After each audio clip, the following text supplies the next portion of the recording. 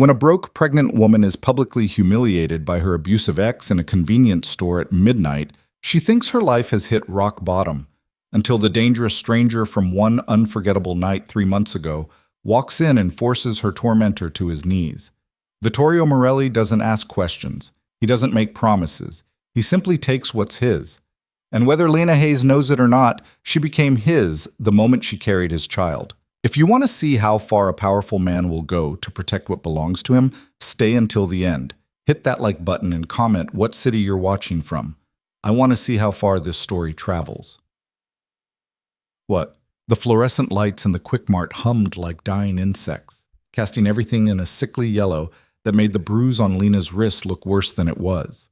She stood in the instant noodles aisle at 9 o'clock on a Wednesday night, counting coins in her palm for the third time, hoping the math would somehow change. It didn't. $2.37. The cup noodles cost $2.49. She put back the one with shrimp flavor and picked up the chicken. $2.35. Close enough that maybe the cashier wouldn't notice if she was 12 cents short. Her stomach cramped, either from hunger or the pregnancy, she couldn't tell anymore, and she pressed her free hand against her abdomen, hidden beneath the oversized thrift store jacket that swallowed her frame. 3 months. That's how long she'd been carrying this secret, this tiny collection of cells that was systematically destroying what remained of her life.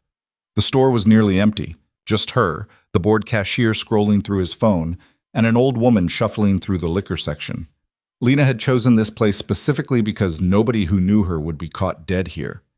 The Quick Mart sat on the edge of the warehouse district, surrounded by closed factories and chain-link fences, the kind of neighborhood where people minded their business because they had their own problems. She'd been one of those people once, the ones who didn't shop at places like this. 6 months ago, she'd been an account manager at Morrison & Klein, wearing clothes that cost more than her current monthly income, living in an apartment with actual furniture instead of a studio with a mattress on the floor. 6 months ago, she'd had Ryan. The thought of him made her stomach turn worse than the morning sickness ever had. She moved toward the register, clutching the cup noodles like it was something precious. The cashier barely looked up. Lena set it down, then carefully, quietly, counted out her coins on the counter. $2, $2.25, $2.37. That's $2.49, the cashier said flatly. I know, I'm just... She dug into her pocket, hoping for a miracle. Her fingers found lint and a torn receipt. I'm 12 cents short. Could you... No discounts. He was already reaching to take the cup noodles back. Please. The word came out smaller than she intended. I can bring the 12 cents tomorrow. I just need... Lady, if I let everyone... The door chimed. Lena didn't turn around. She was too focused on the humiliation burning through her chest, the kind that made her want to sink through the floor. She started gathering her coins, hand trembling. Well, Lena fucking Hayes. Her blood went cold. She knew that voice, the particular sneer in it, the way it pronounced her name like an insult. Slowly she turned. Ryan Cole stood just inside the entrance, hands in the pockets of an expensive leather jacket she remembered buying him for his birthday. He looked exactly the same, sharp jawline, carefully styled dark hair, the kind of handsome that had made her ignore all the warning signs. Behind him stood another man, shorter, wearing a suit that screamed money. Shit, I thought that was you. Ryan's grin widened as he moved closer. What the hell happened to you? You look like you've been living under a bridge. Lena's throat closed. She wanted to say something cutting, something that would make him feel as small as she felt right now, but her voice had abandoned her. Ryan, come on, man. The guy in the suit looked uncomfortable. Let's just grab the stuff and go. Nah, hold on, Marcus. Ryan was enjoying this. Lena could see it in his eyes, that particular glint he got when he knew he had power over someone. I gotta catch up with my ex. You know, the one I told you about. The psycho who tried to ruin my career. I didn't... Lena started, but he talked right over her. Look at you, shopping for dinner with pocket change. He leaned against the counter, getting into her space. Where's all that Morrison and Klein money now? Oh wait, that's right. You got yourself fired because you couldn't keep your mouth shut about things that weren't your business. The cashier was watching now, no longer bored. The old woman had stopped browsing and was staring. Lena felt their eyes on her like physical weight. I got fired because you reported me for harassment after I found out you were embezzling from client accounts, Lena said quietly. Her voice shook, but she got the words out. Ryan's expression darkened. I reported you because you were mentally unstable, making accusations without proof, trying to destroy me because you couldn't handle the breakup. He grabbed the cup noodles from the counter, held it up. This what you're living on now? Cheap shit? How the mighty fall. Something inside Lena cracked. Give it back. Give what back? This? He tossed it hand to hand. You can't even afford this, Lena. You're pathetic. You know what I told everyone at the firm? That you were always unstable, always making drama. They believed me because who the hell would believe you? Ryan, seriously, we should go. Marcus was pulling at his sleeve now. I want everyone to see this. Ryan's voice rose. This is what happens when you try to fuck with people above your level. You end up broke and alone, begging for scraps. He threw the cup noodles onto the floor. It split open, sending dried noodles scattering across the dirty linoleum. There's your dinner, you crazy bitch! Tears burned behind Lena's eyes, but she refused to let them fall. Not here, not in front of him. She bent down to pick up the broken cup, hands shaking so badly she could barely grip it. That's when the door chimed again. The temperature in the store seemed to drop 10 degrees. Lena didn't look up immediately. She was still on her knees, gathering noodles, but she felt the change. The way the air suddenly got heavier, the way Ryan's voice cut off mid-laugh. She heard footsteps. Slow, measured, the kind of walk that didn't hurry for anyone. You know, a voice said, low and accented. Italian, she thought, though she'd only heard it once before. In my experience, men who need to humiliate women in public are usually compensating for their own inadequacy. Lena's head snapped up. He stood just inside the door, dressed in all black, expensive black, the kind that didn't wrinkle, that probably cost more than her old monthly salary. Tall, maybe 6'2" or 6'3", with dark hair pushed back from a face that was more striking than handsome. Sharp cheekbones, a jaw that could cut glass, eyes so dark they looked black in the fluorescent light. She knew him. One night, 3 months ago, a hotel bar where she'd gone to drink away her severance and her dignity. He'd sat down next to her, bought her a drink without asking, and they'd talked for hours about nothing important. Or maybe they hadn't talked much at all. The details were hazy. She'd been drunk or getting there. What she remembered clearly was the feeling of being seen for the first time in months. The way he'd looked at her like she mattered. And then his hotel room. His hands on her skin. The way he'd made her forget everything else existed. She'd left before dawn without leaving a number, convincing herself it was better that way. That it had been a moment out of time, something that couldn't exist in the real world. Now, here he was, standing in a convenience store at 9 p.m. on a Wednesday, looking at Ryan like he was deciding exactly how much effort it would take to kill him. Who the fuck are you? Ryan had tried to sound tough, but there was an edge in his voice now. The man didn't answer Ryan. His eyes found Lena, still on the floor, and something flickered across his face. Recognition, and then something darker. Lena. He said her name like he'd been carrying it in his mouth for 3 months. Get up.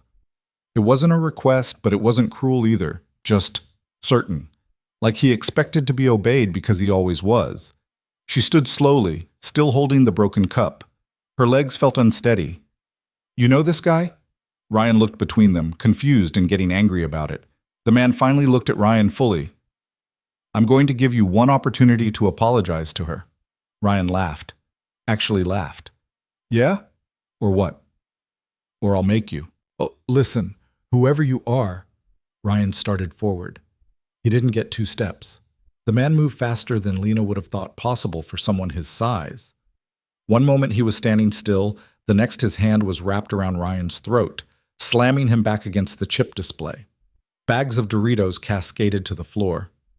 I don't like repeating myself, the man said conversationally, like he was discussing the weather instead of crushing Ryan's windpipe. So I'll clarify. You're going to apologize to Lena. You're going to mean it. And then you're going to leave and never come near her again, or I can break every bone in your hand and make sure you never sign another client agreement. Ryan's face was turning red. He clawed at the hand around his throat. I can't. Marcus, isn't it? The man glanced at Ryan's friend without loosening his grip. You're a lawyer at Peterson and Webb. Your firm represents the Castellano family, so you understand exactly who I am and why you should convince your friend here to cooperate. Marcus had gone pale. Mr. Morelli. That's what I thought. The man, Morelli, finally released Ryan, who collapsed against the chips, gasping. Well? Ryan coughed, rubbing his throat. His eyes were watering. When he finally looked at Lena, there was real fear there. I'm sorry. I'm sorry for what I said. Get on your knees. What? You made her kneel to pick up her food. It seems fair. Morelli's voice was still perfectly calm. You can't. Morelli simply looked at him. That was all. Just looked. Ryan sank to his knees. Now apologize properly. I'm sorry, Lena. Ryan's voice was barely above a whisper. I'm sorry for what I did, for what I said, for all of it. Lena couldn't speak, couldn't process what she was seeing.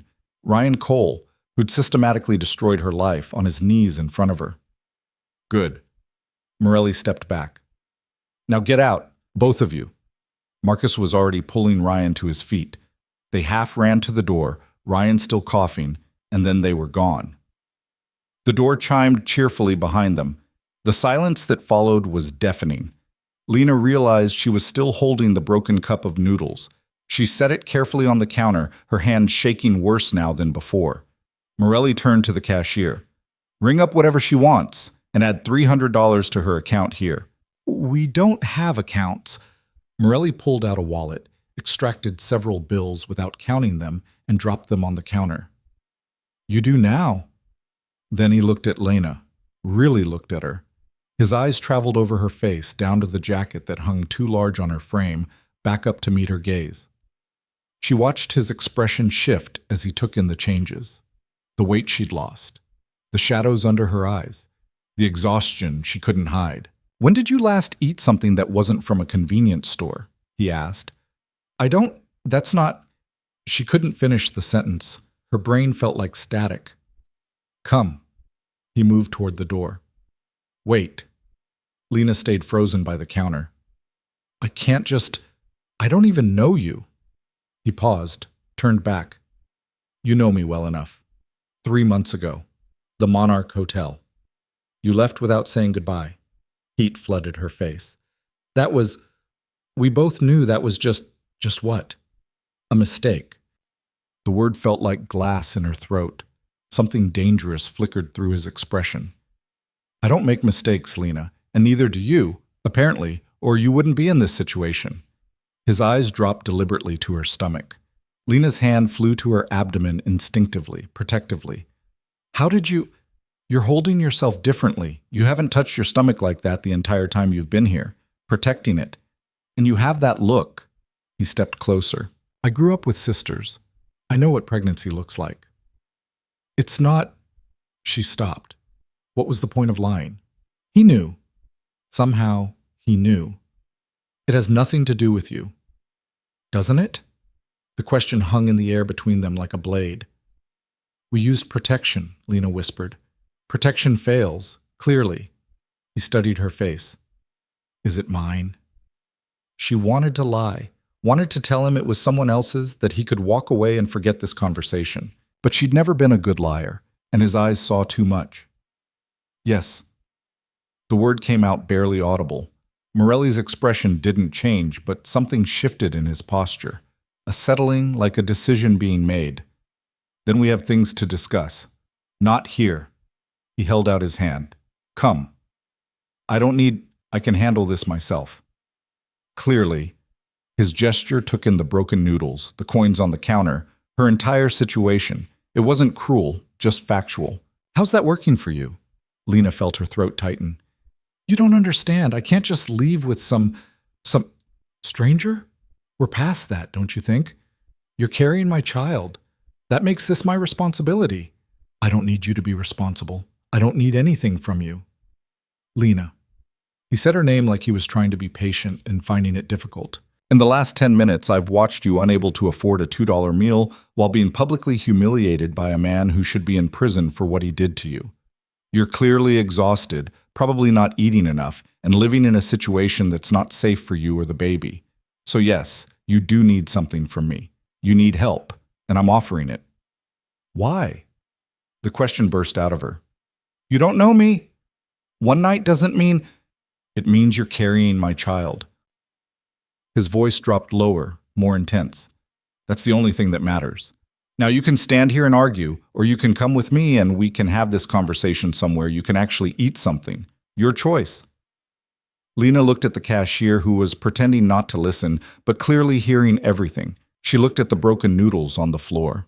She looked at her reflection in the glass door, pale, thin, desperate. She looked at Morelli, who was watching her with an expression that said he'd wait as long as necessary, but the outcome was inevitable. One conversation, she finally said. That's all. One conversation, he agreed, though the way he said it suggested he had no intention of stopping there. Lena followed him out into the night.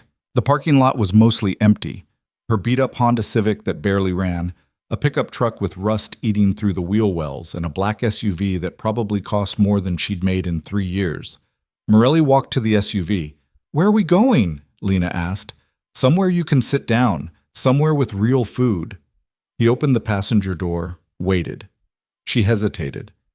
Every horror story she'd ever heard about getting into cars with men ran through her head. But he'd had plenty of opportunities to hurt her 3 months ago, and hadn't.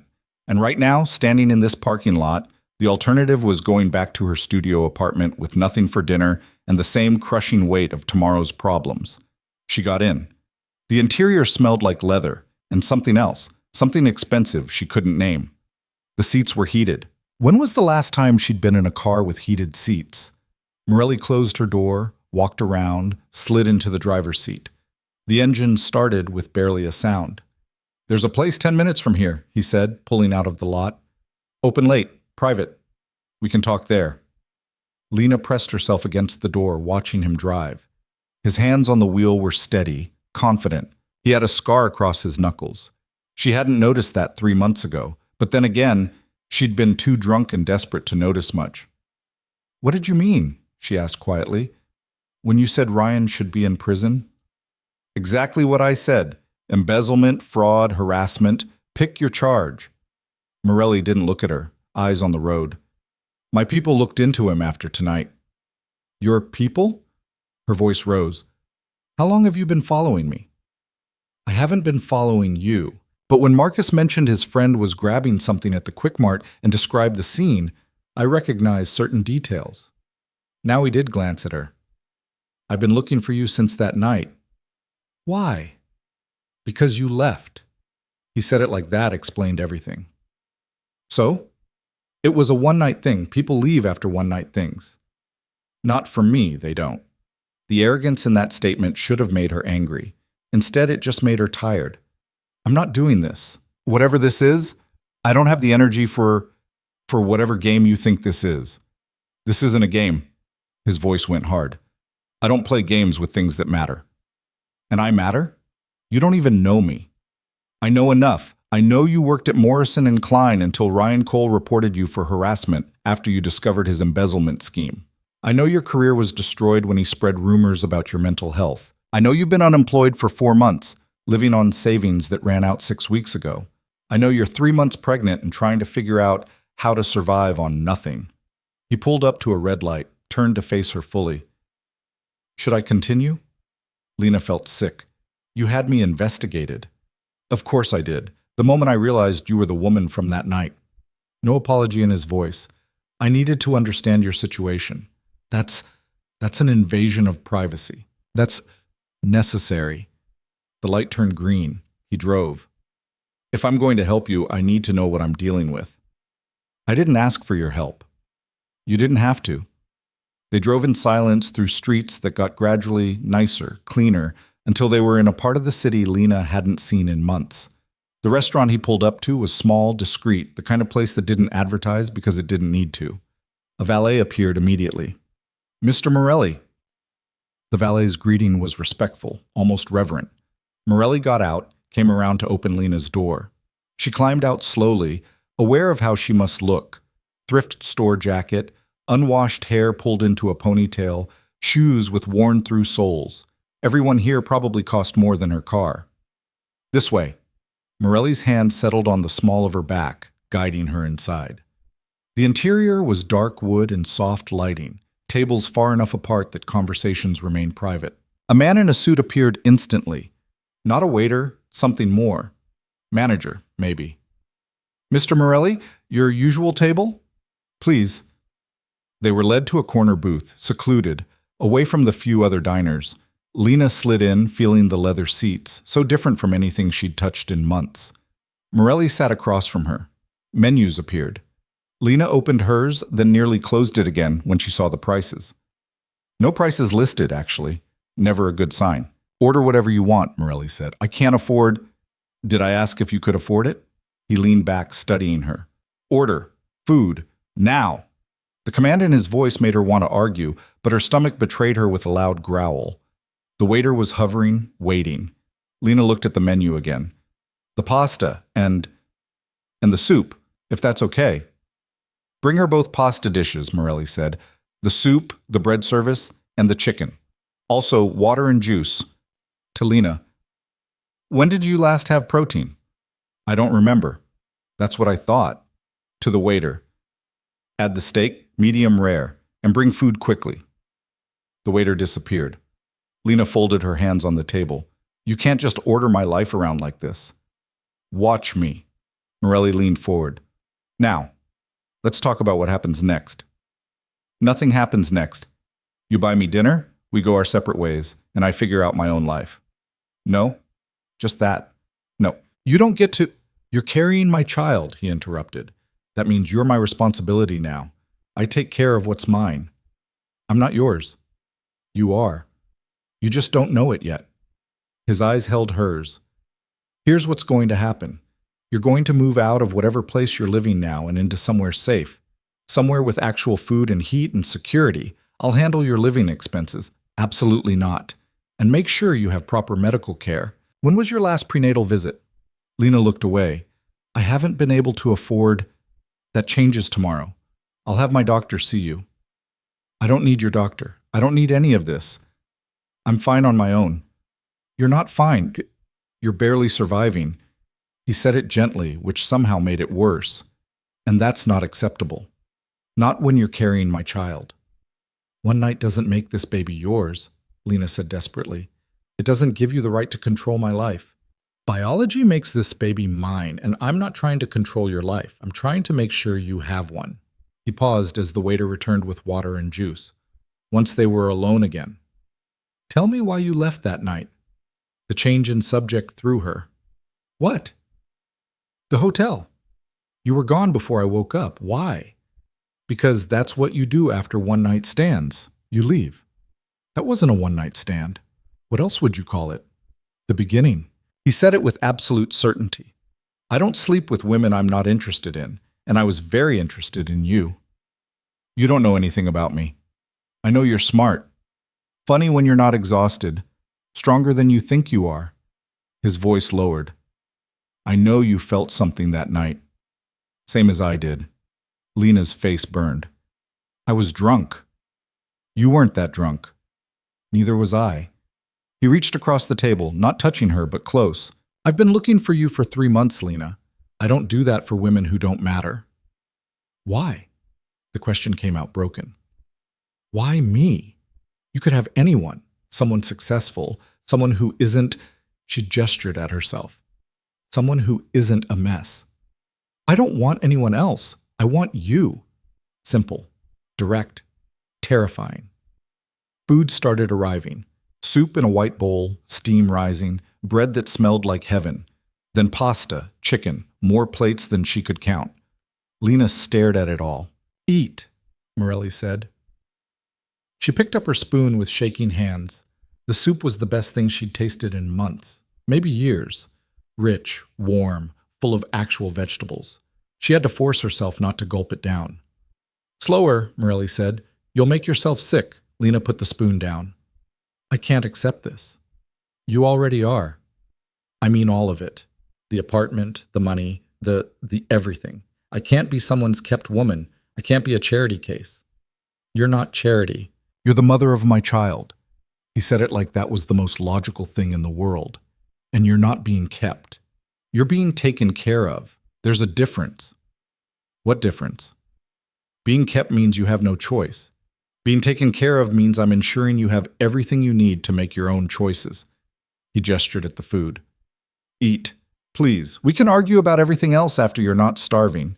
Lena picked up her spoon again. The soup was still perfect. She moved to the pasta next. Actual pasta, with sauce that tasted like someone had spent hours making it. Each bite made her want to cry. Morelli watched her eat without touching his own food. When she finally slowed down, he pushed the plate of chicken closer. More. I can't. I'm full. You need protein. Eat half at least. She did, because arguing took energy she didn't have. The food sat heavy in her stomach, the first real meal she'd had in weeks. Better? Morelli asked. Yes. She hated how small her voice sounded. Thank you. Don't thank me for basic human decency. He finally took a bite of his own food. Now, tomorrow you're going to see Dr. Reeves. She's an OBGYN, one of the best in the city. She'll do a full exam, make sure everything is okay with the baby. I told you. And after that, we'll look at apartments. I have a few properties that would work. You can choose which one you want. I'm not moving into your property. Why not? Because that makes me dependent on you. What happens if you decide you're done with this? I'll be homeless again. I won't. You can't know that. Yes, I can. He set down his fork. Lena, I'm going to say something, and I need you to really hear it. I don't abandon my responsibilities, ever. This baby is mine, which means you're mine to protect. That's not going to change. Not tomorrow, not in a year, not in 10 years. You are part of my life now, whether you accept it or not. That's insane. You don't even know if you like me. I know I want you safe. I know I want our child to have everything they need. The rest we'll figure out. He leaned back. But here's what won't change. You're not going back to that convenience store for dinner. You're not counting coins to survive. You're not living somewhere without heat or security. Those things are over. Understand? Lena felt tears threatening again. Why are you doing this? Because it's right. Because you need help, and I can provide it. Because that baby deserves better than what you've been able to give yourself through no fault of your own. His voice gentled. And because when I find something I want, I don't let it go. I'm not something to be kept. No, you're someone to be protected. There's a difference. He signaled the waiter. We'll get this wrapped up. You need to rest. Where are you taking me? Your place. Where is it? Lena gave him the address reluctantly. His expression darkened when he heard it. That's not happening. You're not going back there tonight. I have to. All my things can be moved tomorrow. He stood, offering his hand. Tonight, you're staying somewhere safe. I'm not staying with you. I have a guest room, multiple guest rooms. Take your pick. His eyes challenged her. Unless you prefer to go back to your studio with no food and no heat? She didn't. That was the worst part. She absolutely didn't want to go back to that place, to lying awake on a thin mattress wondering how she was going to survive tomorrow. So she took his hand. The SUV was waiting outside. Morelli helped her in, then gave an address to the driver that appeared from somewhere. They drove through the city, into neighborhoods that got progressively more expensive. Finally, they pulled up to a building that looked like it belonged in a magazine, all glass and steel and money. This is yours? Lena asked as they went inside. The penthouse? Yes. Of course it was the penthouse. The elevator required a key. They rose silently, Lena watching the numbers climb. When the doors opened, they opened directly into an apartment that was bigger than any place she'd ever lived. Floor-to-ceiling windows overlooked the city. Hardwood floors. Furniture that looked like actual art. Everything was clean, expensive, perfectly arranged. Guest rooms are down that hall, Morelli said, pointing. Second door on the right is probably the most comfortable. There's clothes in the closet that should fit. I'll have someone bring your things tomorrow. Whose clothes? No one's. I keep them for guests. Female guests? Occasionally. My sisters, mostly, when they visit. He moved to the kitchen, which was all marble and stainless steel. Are you still hungry? No, I'm exhausted. Then sleep. Bathrooms attached to the room. Take whatever you need. He paused. The door has a lock, if that makes you feel safer. Lena realized she'd been worrying about exactly that. Thank you. Lena. He waited until she looked at him. You're safe here, I promise. Whatever else I am, whatever you think of me, that's true. She believed him. That was the terrifying part. After everything with Ryan, after months of not trusting anyone, she believed this near stranger who'd forced her ex to his knees and brought her to his penthouse. The guest room was bigger than her entire studio. The bed looked like clouds. Clean towels hung in the bathroom. There were toiletries, expensive ones, still wrapped in plastic. Lena locked the door, then immediately felt guilty about it. She showered for the first time in 3 days, standing under water that was actually hot, watching months of exhaustion swirl down the drain. The clothes in the closet did fit, soft pants and a t-shirt that felt like silk. She climbed into bed expecting to lie awake, anxiety chewing through her thoughts. Instead, she fell asleep almost immediately, her hand resting on her stomach, where a tiny heartbeat was growing stronger every day. Lena woke to sunlight streaming through windows she didn't recognize, in sheets that felt like they cost more than her monthly rent used to be. For one confused moment, she thought she was back in her old life, before everything fell apart. Then reality crashed back. The pregnancy, the convenience store, Ryan's face when Vittorio Morelli had wrapped a hand around his throat. Vittorio Morelli. She was in his apartment. She sat up too fast and nausea rolled through her stomach. Morning sickness, right on schedule. She barely made it to the bathroom before she was retching, bringing up the expensive dinner she'd eaten last night. Her hand shook as she gripped the toilet bowl. A knock on the door made her freeze. Lena? Vittorio's voice muffled through the wood. You all right? Fine, she managed, then threw up again. I'm coming in. Don't. But the lock clicked open anyway, because of course he had keys to every room in his own apartment. He appeared in the bathroom doorway, took in the scene, and disappeared without comment. Lena heard water running. Then he was back with a wet washcloth and a glass of water, kneeling beside her like this was completely normal. Here. He pressed the cloth to the back of her neck. The cool felt like heaven. You don't have to. Another wave hit. She heaved, but there was nothing left. How long has it been this bad? His hand stayed steady on her neck. Since week 6. It's worse in the mornings, but it comes and goes all day. She took the water he offered, rinsed her mouth, spit. Usually passes after an hour or so. Dr. Reeves can prescribe something? I told you, I'm not seeing your doctor. Yes, you are. Appointment's at 10. He checked his watch. Which gives you 2 hours. Think you can eat something? I'll just throw it up. You need to try anyway. Small amounts. Toast, maybe. He stood, offered his hand. Come on. Lena ignored the hand and pulled herself up using the counter. Her legs felt weak, but she stayed upright. I need to go home. Get my things. Figure out. Already handled. Marco's bringing your belongings here. Who the hell is Marco? My assistant. He'll pack everything from your apartment and have it here by noon. Vittorio moved back into the bedroom and Lena followed, still unsteady. You can't just send people to my apartment. I can, and I did. You gave me the address last night. He pulled out his phone, typed something. I'm assuming everything there is worth keeping, or should he leave certain items? This is insane. You can't just move me without asking. I'm not moving you. I'm moving your possessions so you don't have to go back to that place. He looked up from his phone.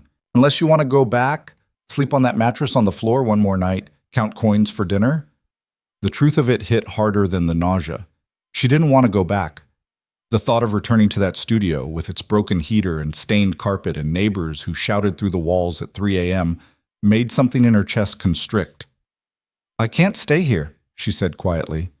Why not? Because I don't know you. Because this is moving too fast. Because... She gestured helplessly at the room, the apartment, everything. Because this isn't my life. It is now. He pocketed his phone. Get dressed. There's more clothes in the closet if you need them. I'll make toast.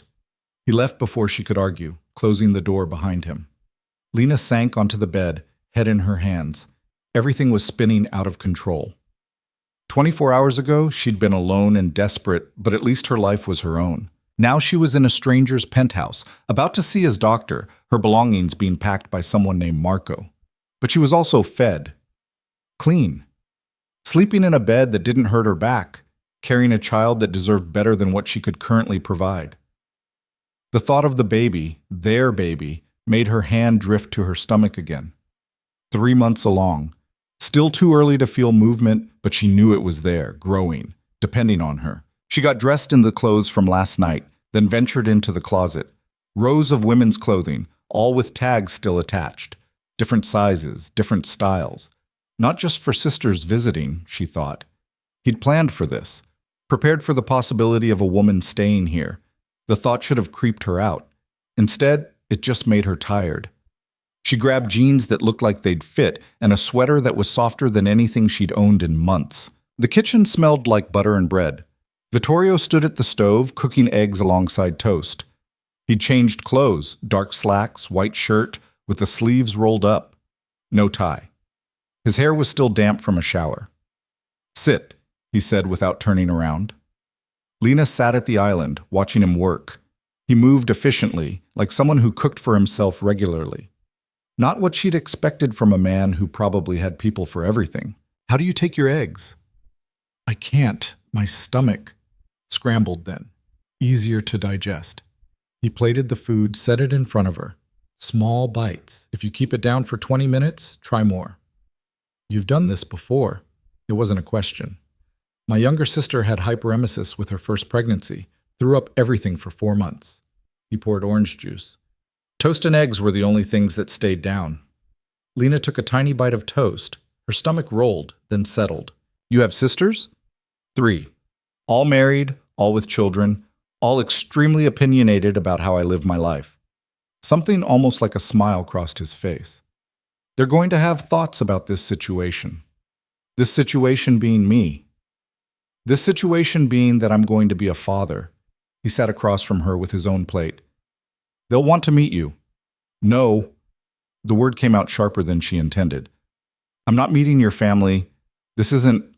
We're not together. This is just what? I don't know." She took another bite of toast. It stayed down. "Temporary. Nothing about this is temporary." He ate his eggs, calm as ever. "You're carrying my child. That's permanent. The baby is permanent. This..." She gestured between them. "Doesn't have to be." "What exactly do you think is happening here, Lena?" "I think you feel responsible. You saw me in a bad situation and you're trying to fix it. But once the baby's born, once I'm back on my feet, you'll realize you don't actually want this. Want us." Vittorio set down his fork. "I'm going to tell you something, and I need you to believe it. I don't do things out of obligation. I don't fix people's problems because I feel guilty. I do what I want, when I want, for my own reasons. And you want this? I want you. I wanted you 3 months ago. I've been looking for you since that night."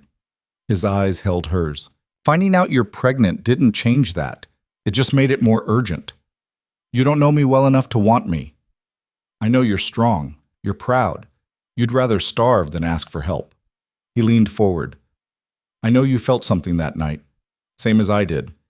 And I know you're terrified right now, but you're still here, still eating, still listening. That tells me enough." Lena looked away. "I don't have anywhere else to go."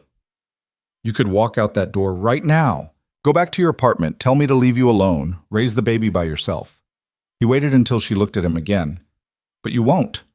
Because you're smart enough to know that's not what's best for either of you. So I'm supposed to just... what? Move in here? Play house with a man I barely know? You're supposed to let yourself be taken care of while we figure this out. Let me make sure you and the baby are healthy. Let me handle the things you can't handle right now." His voice softened slightly. "And maybe while we're doing that, we get to know each other. See if what happened that night was real or just what? Just two people who needed each other for a moment." The honesty in his voice caught her off guard. She'd expected arrogance, demands, control, not this quiet admission that maybe he was uncertain too. "I don't know how to do this," Lena said finally. "Any of this. Neither do I, but we'll figure it out." He glanced at his watch. "Finish eating. We need to leave in 40 minutes. The doctor's office was in a building that looked more like a luxury hotel than a medical facility. Marble floors, fresh flowers, art on the walls that was probably worth more than Lena's car. The receptionist greeted Vittorio by name. Mr. Morelli, Dr. Reeves is ready for you both. Exam room 3. They were led down a quiet hallway to a room that looked nothing like any doctor's office Lena had been in. Comfortable chairs instead of examination tables, soft lighting, windows overlooking the city. Dr. Reeves appeared moments later, a woman in her 50s with kind eyes and graying hair pulled into a neat bun. She shook Vittorio's hand, then turned to Lena. You must be Lena. I'm Sarah Reeves. Thank you for coming in on short notice. Her smile was warm, genuine. I understand you're about 3 months along? 12 weeks, I think. I'm not exactly sure. That's all right. We'll figure it out. Dr. Reeves gestured to the exam table that Lena now noticed in the corner. Let's start with a basic exam, then we'll do an ultrasound. Sound good? Lena glanced at Vittorio. He'd taken a seat in one of the chairs, clearly planning to stay. Could you... She didn't know how to ask without sounding rude. I'll wait outside, he said immediately, standing. No. The word surprised her, but now that she'd said it, stay, please. Something shifted in his expression. All right. The exam was thorough but gentle. Dr. Reeves asked questions about her medical history, her symptoms, her living situation. Lena answered honestly, trying not to feel embarrassed about admitting she hadn't been able to afford prenatal care. Well, let's see what we're working with. Dr. Reeves set up the ultrasound machine. This might be a bit cold. The gel on Lena's stomach was freezing. She flinched, and Vittorio's hand found hers without her asking. She didn't pull away. Doctor. Reeves moved the wand across her abdomen, eyes on the screen. Lena couldn't see anything at first, just grainy black and white shapes that meant nothing. Then Dr. Reeves smiled. There we are. Look. She turned the screen, and Lena's breath caught. A tiny form, barely recognizable as human, but unmistakably there, and inside it, a flutter of movement. That's the heartbeat, Dr. Reeves said softly. Strong and steady. Let me get the audio. The room filled with a rhythmic swooshing sound, fast and insistent. Their baby's heart beating inside her body. Lena felt tears sliding down her face before she realized she was crying. Beside her, Vittorio had gone completely still, his eyes fixed on the screen. Everything looks good, Dr. Reeves continued. You're measuring right at 12 weeks, maybe 12 and a half. Due date looks like late September, early October. Baby's developing normally, no concerns that I can see. She made some notes. Though we do need to talk about your nutrition. You're underweight, which isn't ideal. I've been trying to eat, Lena said defensively. I know, but your body's been under significant stress. We need to get you on a proper meal plan, vitamins, make sure you're getting enough calories. She looked at Vittorio. Can you make sure she's eating regularly? Already handled, he said, voice rough. Dr. Reeves printed out several ultrasound pictures, handed them to Lena. I want to see you back in 2 weeks. We'll do a full panel, check your vitamin levels, make sure everything's progressing well. In the meantime, rest, eat, try to reduce stress as much as possible.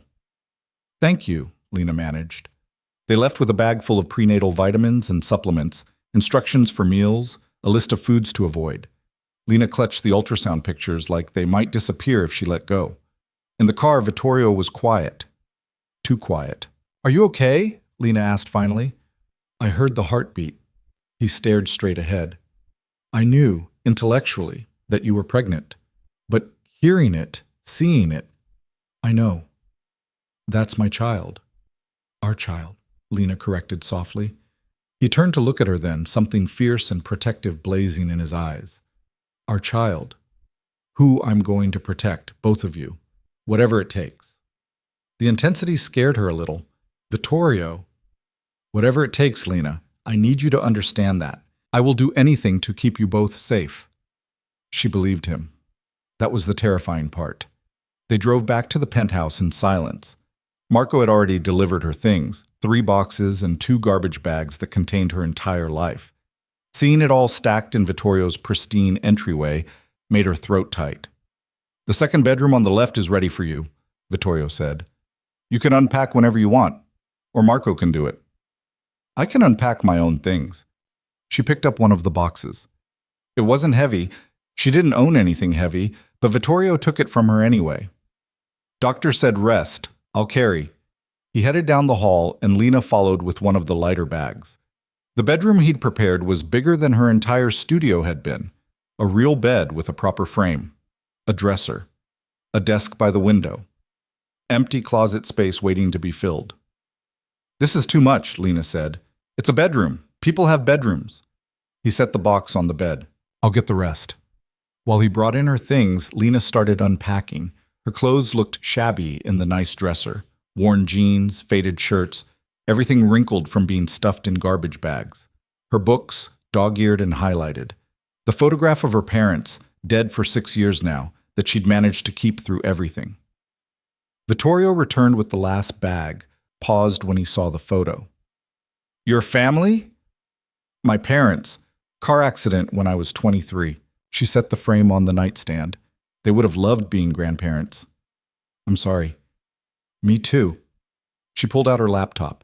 Ancient, barely functional, but all she had. They never got to see me succeed. Or fail, I guess. You haven't failed. I'm unemployed, broke, and pregnant by a man I barely know. That's pretty much the definition of failure. That's the definition of being human. Life doesn't go according to plan. He sat on the edge of the bed. You lost your job because you tried to do the right thing. That's not failure. That's integrity. Integrity doesn't pay rent. No, but it's worth more than money. He was quiet for a moment. My father used to say that a person's character is what they do when doing the right thing costs them everything. Did he live by that? No, he was a bastard who only cared about power and money. Vittorio's jaw tightened, but the idea stuck with me anyway. Lena sat beside him, close enough to feel his warmth. What do you do? For work, I mean. You've never said. Import-export, officially, various business investments. And unofficially? He met her eyes. Do you really want to know? I'm living in your apartment, carrying your baby. I think I deserve to know who you are. Fair enough? He stood, walked to the window. My family has been involved in certain businesses for 3 generations. Businesses that operate outside conventional legal frameworks. You're a criminal. She said it flatly, without judgment. I'm a businessman who sometimes operates in gray areas. He turned back to her. I don't deal in drugs. I don't traffic people. I don't hurt innocents. But I do things that aren't entirely legal, yes. Like what? Like ensuring certain shipments reach certain people without government interference. Like providing protection services to businesses that can't rely on police. Like solving problems for people who need problems solved. You're in the Mafia. That's an outdated term, but essentially, yes. No shame in his voice, just fact. My family has been part of that world since my grandfather came from Italy. It's what I know, what I was raised to be. Lena should have been scared, should have grabbed her things and run. Instead, she just felt tired. Is that why you were at that hotel bar? Business? Yes, meeting with someone who needed my services. He came back to sit beside her. And then I saw you, and I forgot about business entirely. What happened to the meeting? I rescheduled it. You were more interesting. I was drunk and depressed. You were honest, real. Everyone in my world wears masks. You weren't wearing anything but your pain. His hand found hers again.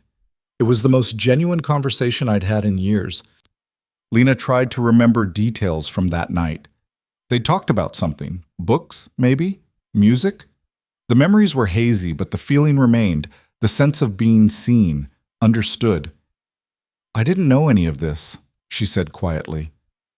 About what you do. Who you are. Would it have mattered? I don't know. Maybe. She looked at their joined hands. Does it make me a terrible person that it doesn't scare me as much as it should? It makes you practical. You know I'm not going to hurt you. How do I know that? Because I've had a dozen opportunities and haven't taken any of them. Because I'm trying to help you, not control you. Because... He stopped, seemed to reconsider his words. Because I don't hurt the people I care about. You care about me? Yes. Just that. Simple and true. Lena's phone buzzed in her pocket. She pulled it out, saw a number she didn't recognize. Normally she wouldn't answer, but something made her hit accept. Hello? Lena Hayes? A woman's voice, professional and clipped. Yes? This is Jennifer Morrison from Morrison and Klein. We need you to come in tomorrow morning to discuss some concerns that have been brought to our attention regarding your previous employment. Lena's blood went cold. What concerns? I'd prefer to discuss this in person. 9 a.m. tomorrow. Our main office. A pause. I should mention that we've been contacted by legal representation claiming you have information regarding financial irregularities during your tenure. It would be in your best interest to cooperate. Yes, I'll be there. The call ended. Lena stared at her phone, trying to process. Morrison and Klein wanted her back? Or were they trying to threaten her into silence about Ryan? What was that? Vittorio asked. She told him, watched his expression darken with every word. You're not going alone, he said when she finished. I have to. They won't talk to me if I bring... I'll wait outside. But you're not walking into that building without backup. His tone left no room for argument. Ryan works there. If this is about him, if he's trying to intimidate you, I can handle Ryan. Like you handled him at the convenience store? The words stung because they were true. She hadn't handled Ryan. She'd been frozen, helpless, until Vittorio stepped in. I need to do this myself, she said quietly. I need to prove I can still fight my own battles. Fighting your own battles doesn't mean fighting alone. He stood. I'll drive you there. Wait in the car. If you need me, I'll be 30 seconds away. It was a compromise, and they both knew it. Lena nodded. The rest of the day passed in a strange, domestic rhythm. Vittorio worked from his home office while Lena unpacked and tried to wrap her head around her new reality. Around 6, he emerged and announced he was making dinner. You cook? Lena asked, following him to the kitchen. I'm Italian. Of course I cook. He started pulling out ingredients, fresh pasta, tomatoes, garlic, herbs. My mother would disown me if I couldn't make a proper sauce. Lena watched him work, fascinated despite herself. He moved with the same confidence he applied to everything else, like he'd done this 1,000 times. The kitchen filled with smells that made her stomach growl. Can I help? She asked. You can sit and rest like the doctor ordered. I've been resting all day. I'm going crazy. He considered, then handed her a knife and a cutting board. Chop the basil, small pieces. They worked in comfortable silence. It felt domestic, normal, like they were a real couple instead of two people tied together by an accident and a pregnancy. Tell me something about yourself, Vittorio said suddenly. Something I don't know. You know basically nothing about me. Where do I start? Start anywhere, Lena thought while she chopped. I wanted to be a teacher before I went into business. I loved literature, thought I'd teach high school English. What changed? My parents died and I had bills to pay. Business paid better than teaching. She set down the knife. I was good at it too. Account management came naturally. I liked solving problems for clients, making connections. Ryan saw that, used it. Tell me what he did. All of it. So she did. Told him about how Ryan had been charming at first, attentive, everything she thought she wanted. How slowly, carefully, he'd isolated her from friends. How he'd started tracking her phone, her emails, her time. How the first time he'd grabbed her wrist hard enough to bruise, he'd apologized so sincerely she'd believed it was an accident. How she'd found the discrepancies in his client accounts by chance, money moving in ways that didn't make sense. When she'd confronted him, he'd told her she was seeing things, that she was stressed, that she was being paranoid. When she'd taken her concerns to HR, he'd already prepared his defense. Emails he'd forged showing her being erratic. Testimony from coworkers he'd turned against her. A narrative about mental instability that HR had believed because Ryan was beloved and she was just another employee. She'd been fired within a week. Ryan had spread the story through the industry, making sure she'd never work in finance again. Vittorio listened without interrupting. When she finished, his hands had stopped moving. He stood frozen, holding a wooden spoon, his knuckles white around the handle. He needs to pay for that, Vittorio said quietly. He already did. You saw him yesterday. That wasn't payment. That was a warning. He turned to face her fully. He destroyed your career, abused you, slandered you. That requires actual consequences. What kind of consequences? The kind that ensure he never hurts anyone again. The threat in his voice should have scared her. Instead, Lena felt something dark and satisfied curl in her chest. What are you suggesting? I'm suggesting that I have resources, connections, the ability to make problems disappear. He set down the spoon. Say the word, and Ryan Cole becomes a cautionary tale. You mean kill him? I mean ensure he faces appropriate consequences for his actions. That's not your decision to make. You're right, it's yours. He came around the counter, stood in front of her. So make it. Tell me what you want done, and it's done. Lena looked up at him, this dangerous man offering to solve her problems with violence. Part of her wanted to say yes, wanted Ryan to feel even a fraction of what she'd felt, but a larger part knew that wouldn't fix anything. I want him to face legal consequences, she said finally, real ones. I want everyone to know what he did. I want his career destroyed the way he destroyed mine, but I want it done right, through the system. The system failed you. Then we make it work this time. She held his gaze. Can you do that? Use your connections to make sure the truth comes out? Get evidence that proves what he did? Vittorio studied her face, then nodded slowly. Yes. It'll take time, but yes. Then that's what I want. He leaned down, pressed his forehead to hers. The gesture was intimate, unexpected. You're better than me, you know that? I don't think I am. I just think I'm tired of violence solving problems. Violence solves plenty of problems, and creates more. She pulled back to look at him. I don't want our child growing up thinking that's the only way. Our child. He said it like he was testing the words. I keep thinking about that, about being a father. Scared? Terrified. The honesty surprised her. I don't know how to be the kind of father a child deserves. My own father was... He stopped. Not a good example. Then we figure it out together. Make mistakes. Learn as we go. She managed a small smile. Neither of us knows what we're doing. At least we'll be equally clueless. He almost laughed. Almost. The sauce is burning. They returned to cooking, but something had shifted between them. A tentative trust, maybe. Or at least an understanding. Dinner was perfect. Pasta with fresh tomato sauce that tasted like summer. They ate at the kitchen island, trading stories about nothing important.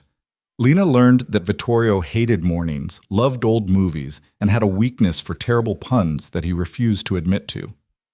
After dinner, Lena retreated to her room. Exhaustion had crept back, the pregnancy draining her energy faster than she could replenish it. She lay in bed, staring at the ultrasound picture she'd propped on the nightstand. A knock on the door made her sit up. Come in. Vittorio appeared, holding a tablet. I thought you might want to see this. He sat on the edge of her bed, pulled up a document. My legal team pulled Ryan's financial records. He's been embezzling from Morrison and Klein for 3 years. Nearly $2 million across various accounts. Lena's eyes widened. How did you get this? Don't ask questions you don't want answered. He scrolled through pages of transactions. This is more than enough to put him away. If we give this to the right people, he's done. Who are the right people? Federal prosecutors. I have contacts in the U.S. Attorney's Office. They'll be very interested in this. He looked at her. But once we hand this over, there's no taking it back. Ryan will know someone came after him. He might retaliate. Against me. Against both of us. Which is why I want you to understand what this means. Taking him down isn't risk-free. Lena thought about Ryan's face last night. The fear when Vittorio had grabbed him.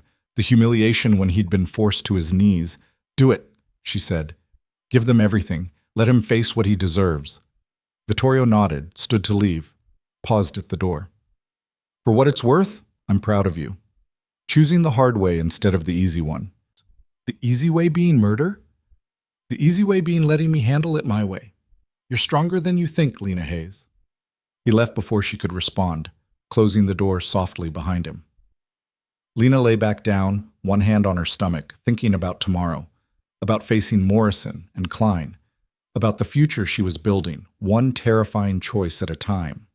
Outside her window, the city glittered in the darkness, full of possibilities and threats in equal measure. Morning came too early, dragging Lena from sleep that had been fitful at best.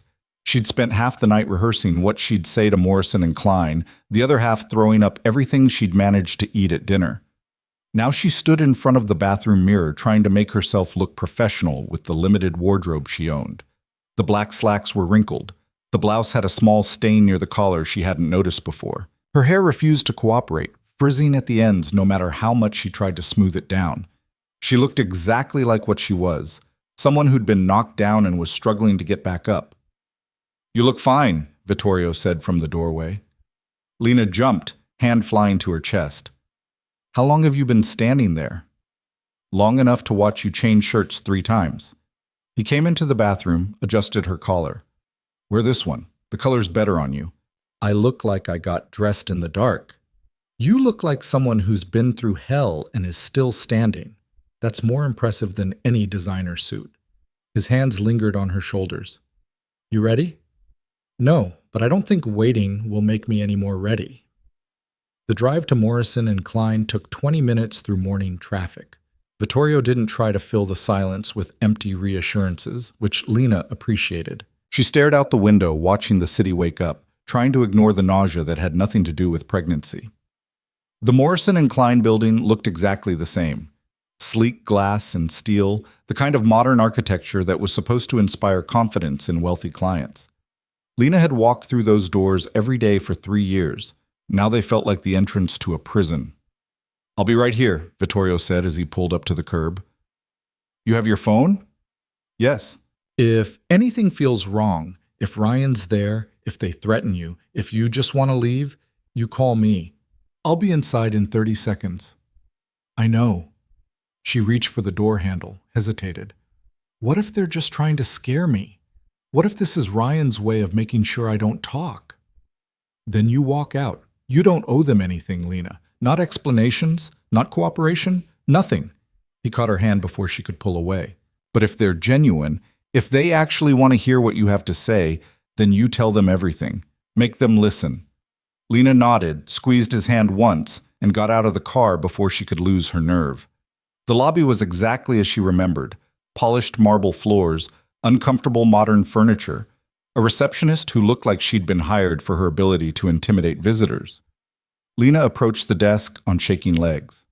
"Lena Hayes, I have a meeting with Jennifer Morrison." The receptionist's expression flickered with something that might have been recognition or judgment. "Ninth floor. Someone will meet you at the elevator." The elevator ride felt like it lasted hours. Lena watched the numbers climb, remembering all the time she'd made this same journey. Back when she'd belonged here. Back when she'd thought she had a future in this building. The doors opened to reveal a woman in her 50s, Jennifer Morrison herself, one of the founding partners. Lena had only met her twice before, both times in passing. She was known for being ruthless in negotiations and fair in her dealings with employees. "Ms. Hayes, thank you for coming." Jennifer's handshake was firm, professional. "I appreciate your willingness to meet on short notice." "You didn't give me much choice." "No, I suppose we didn't." Jennifer led her down a familiar hallway. "We're meeting in conference room B. There are some people who'd like to speak with you." Lena's stomach dropped. "What people?" "Our legal counsel. And representatives from the Securities and Exchange Commission." The SEC. This was bigger than she'd thought. Conference room B had floor-to-ceiling windows overlooking the city. 3 people sat at the long table, 2 men in suits who screamed federal investigators, and a woman who Lena recognized as Morrison and Klein's head of legal. "Ms. Hayes, please sit." Jennifer gestured to a chair. "This is Agent Martinez and Agent Chen from the SEC, and you know Patricia Wells, our general counsel." Lena sat slowly, acutely aware that she was outnumbered and outgunned. "Am I being charged with something?" "No," Agent Martinez said. He was younger than she expected, maybe early 40s, with tired eyes that suggested he'd seen too much. "We're here because we've received information about financial irregularities at Morrison and Klein, specifically regarding accounts managed by Ryan Cole." Lena's heart started pounding. What kind of information? The kind that suggests systematic embezzlement over a 3-year period, Nearly $2 million moved through shell companies and offshore accounts. Martinez slid a folder across the table. We'd like to know what you know about it. Lena opened the folder. Inside were copies of the same documents Vittorio had shown her last night. Transaction records, account statements, emails, everything meticulously organized and annotated. Where did you get this? She asked. An anonymous source, but the information checks out. Martinez leaned forward. We've been investigating Mr. Cole for 2 months. What we're missing is someone on the inside who can confirm the patterns we're seeing. Someone who understands how he operated. You think I'm that person? We know you reported concerns about Mr. Cole before you were terminated. Your personnel file indicates you approached HR with allegations of financial misconduct. Patricia Wells spoke for the first time, her tone carefully neutral. We also know that Mr. Cole subsequently filed a harassment complaint against you, which led to your termination. He lied. Lena's voice came out harder than she intended. Everything he told HR was a lie. I found discrepancies in his accounts, and when I confronted him, he destroyed my career to shut me up. Can you prove that? Agent Chen asked. She was older than Martinez, sharp-eyed and skeptical. I had evidence, transaction records that didn't match client reports, but it was all on my work computer, which was confiscated when I was fired. Lena met Patricia's eyes. I'm assuming that evidence mysteriously disappeared. Actually, it didn't. Jennifer Morrison pulled out another folder. When we received the anonymous tip, we reviewed your termination file. Your computer was archived according to protocol. We retrieved it yesterday. She slid the folder across the table. Inside were screenshots, emails, spreadsheets, everything Lena had compiled before she was fired. Evidence she'd thought was lost forever.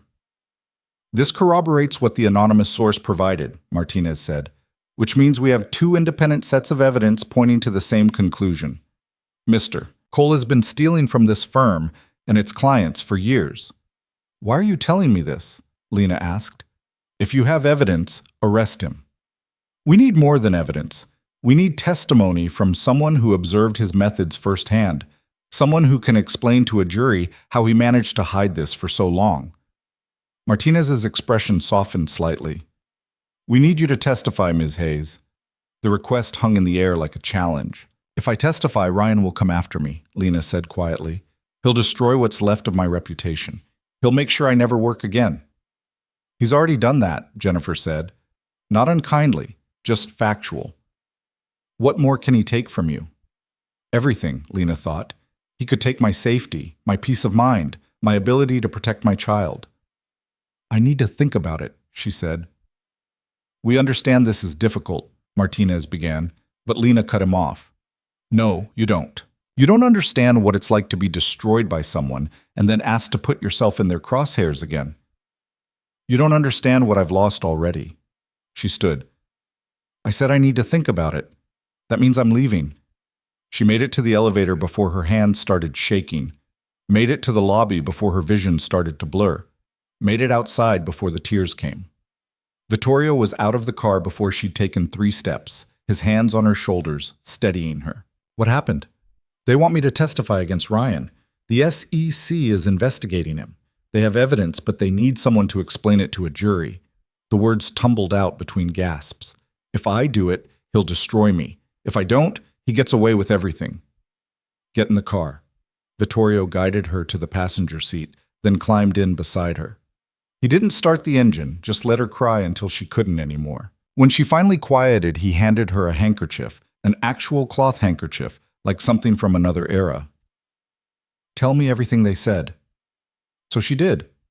Told him about the SEC agents, the evidence, the request for testimony. Told him about seeing her old files, knowing that she'd been right all along, but it hadn't mattered. They want you to be the hero, Vittorio said when she finished. Put yourself at risk to take down the bad guy. I'm not a hero, I'm just tired. Then don't do it.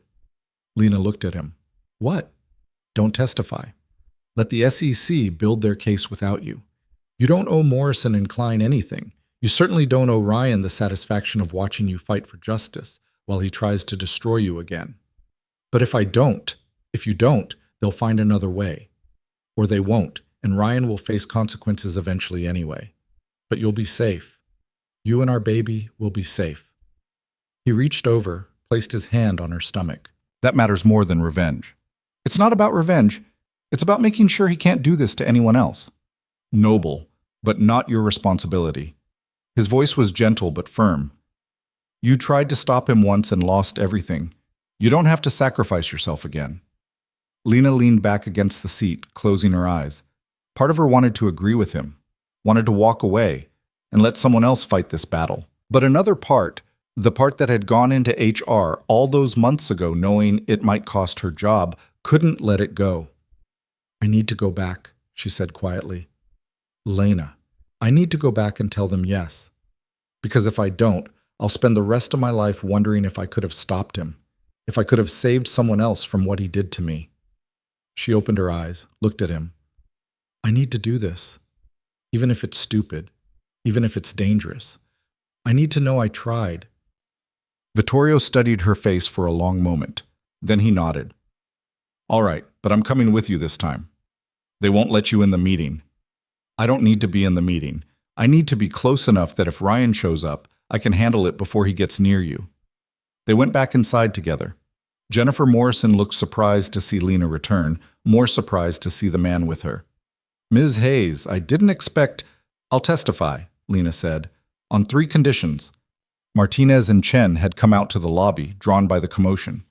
What conditions? Martinez asked. 1. You provide protection. I'm not doing this if Ryan can get to me before trial. 2. You arrange for any legal consequences he's facing to be made public. I want everyone who believed his lies about me to know the truth. 3. She glanced at Vittorio. You let Morrison and Klein's legal team handle my representation during the investigation. I can't afford my own lawyer. Patricia Wells stepped forward. The firm would be happy to provide counsel, Ms. Hayes. Considering the circumstances of your termination, it's the least we can do. Then we have a deal. Martinez extended his hand. Lena shook it, feeling like she was signing away her safety, but unable to stop herself.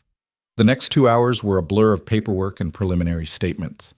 Vittorio stayed in the lobby, a silent presence that Lena could feel even through closed doors. Knowing he was there made it easier to answer the hard questions, to explain exactly how Ryan had manipulated accounts, forged documents, convinced everyone he was the golden boy while stealing millions. By the time they finished, it was past noon and Lena felt like she'd run a marathon. Martinez walked her to the lobby. We'll be in touch about next steps. In the meantime, don't go anywhere alone. Don't talk to Ryan or anyone associated with him. And don't discuss the case with anyone outside your legal team. Understood. Vittorio stood when he saw her, his eyes scanning her face for signs of damage. We're done here? We're done. They didn't speak until they were back in the car, away from Morrison and Klein and its implications. I'm proud of you, Vittorio said finally. Don't be. I probably just made the stupidest decision of my life. Maybe, but it was your decision. That matters. He started the engine. Are you hungry? Starving, actually, but also exhausted and nauseous, and about 12 other things. Then we'll get food and go home. You need to rest.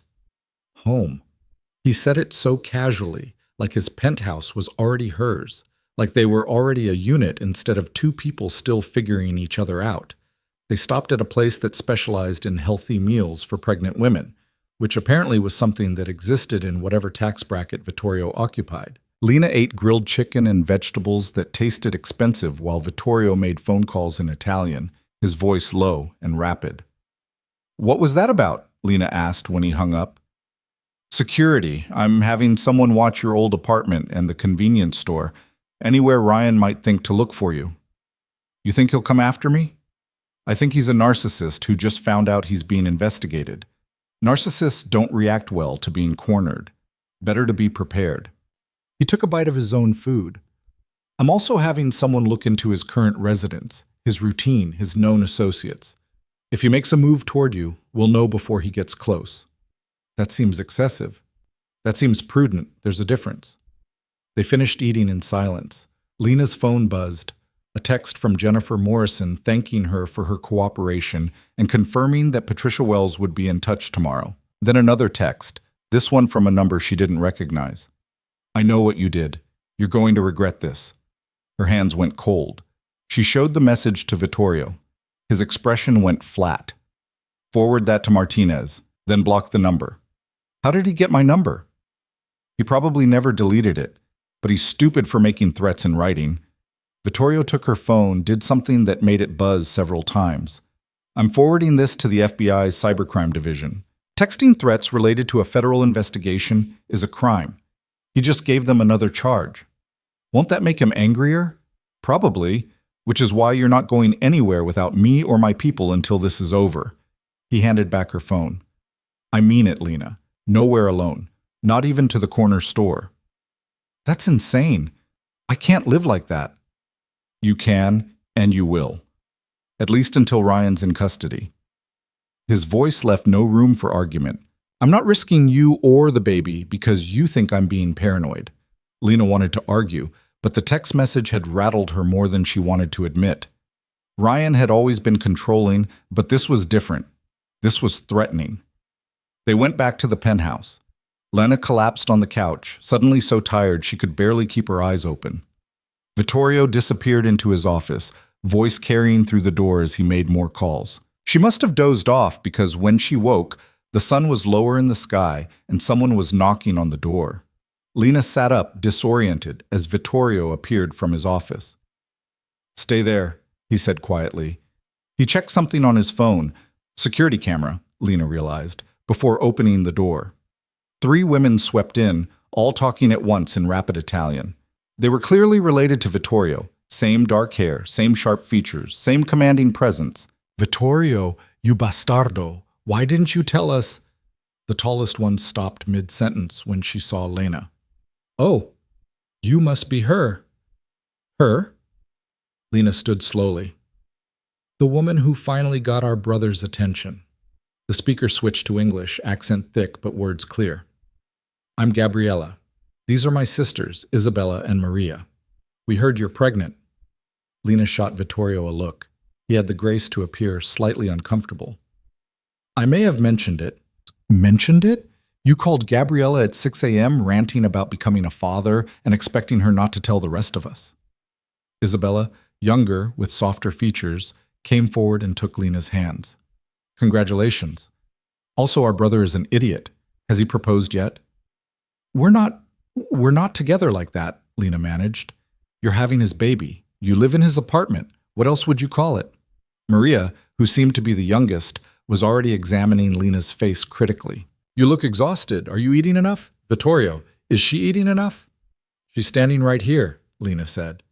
And she has a voice, Gabriella said approvingly. Good. You'll need that with him. He likes to bulldoze people. I do not bulldoze, Vittorio protested.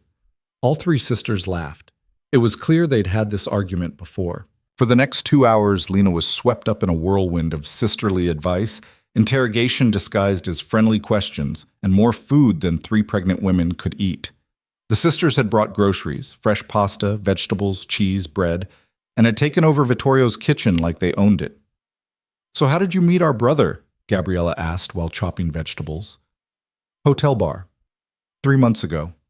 Lena saw no point in lying. One night stand that resulted in pregnancy. Very modern. Isabella didn't sound judgmental, just amused. And now he's claimed you. He hasn't claimed me, he's just helping because of the baby. Tesoro, our brother doesn't help anyone unless he wants to. If he's letting you live here, if he's feeding you and protecting you, it's because he wants you here. The baby is just an excuse. Maria handed her a glass of juice. Drink. You need vitamins. Lena drank, watching the sisters work together with practiced ease. They moved around each other without colliding, anticipating needs before they were spoken. It reminded her of her own family before the accident, the easy rhythm of people who knew each other completely. Don't overwhelm her, Vittorio said from the doorway. She's had a long day. We're not overwhelming, we're bonding. Gabriella pointed a wooden spoon at him. You should have told us sooner, we would have helped. I'm telling you now. After she's already moved in, after she's already pregnant. Very efficient, Fratello. Isabella's tone was dry. What's next? Secret wedding? There's no wedding, Lena said quickly. Yet, Maria added with a grin.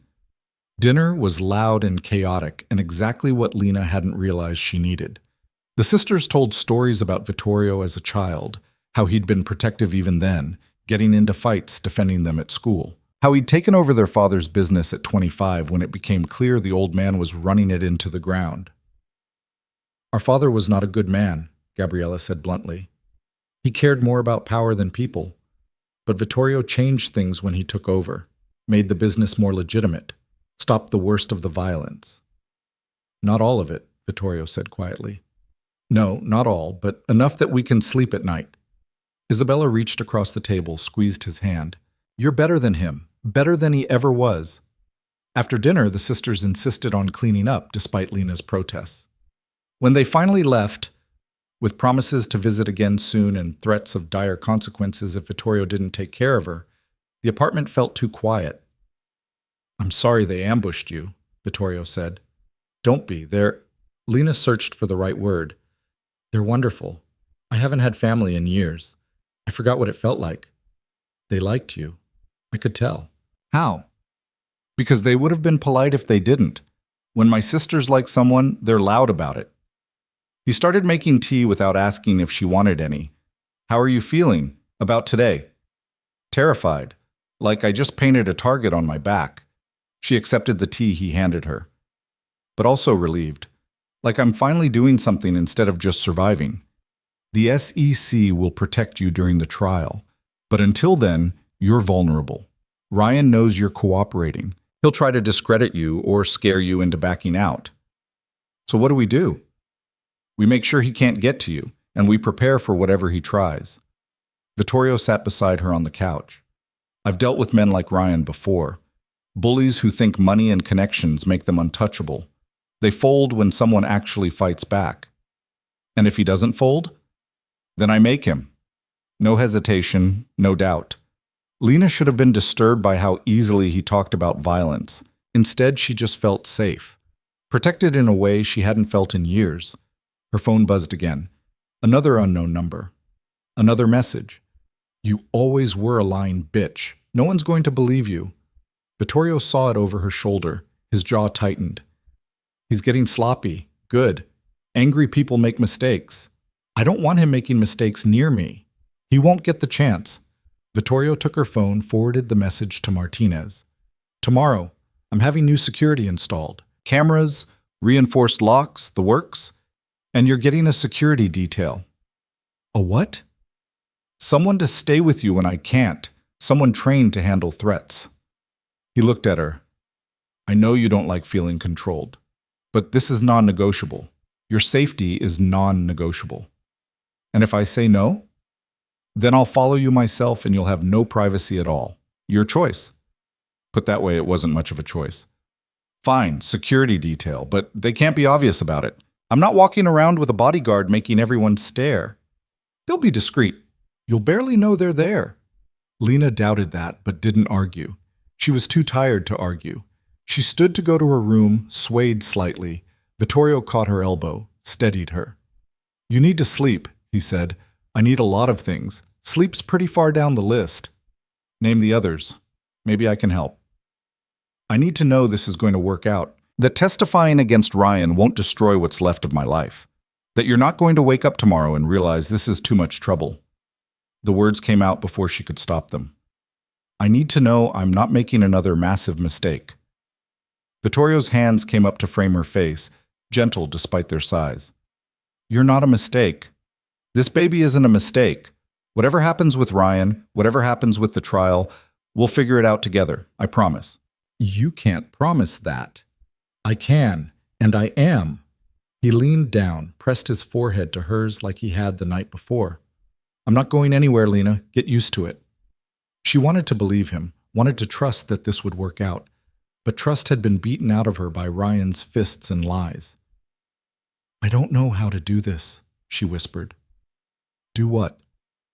"Let someone help me. Let someone in. I've been alone for so long, I don't remember how to be anything else." "Then we learn together, one day at a time." He pulled back to look at her. "Go sleep. Tomorrow will be easier." It wasn't a lie, exactly. Just a hope disguised as certainty. Lena went to her room, climbed into bed still wearing her clothes, and stared at the ceiling while her mind raced through everything that had happened. The SEC investigation, Ryan's threats, Vittorio's sisters appearing like some kind of Italian intervention squad, the baby growing inside her, oblivious to all the chaos. She placed both hands on her stomach, feeling nothing yet, but knowing life was there. "We're going to be okay," she whispered to the tiny presence. "I'm going to make sure of it, whatever it takes." In the morning, she'd face whatever came next.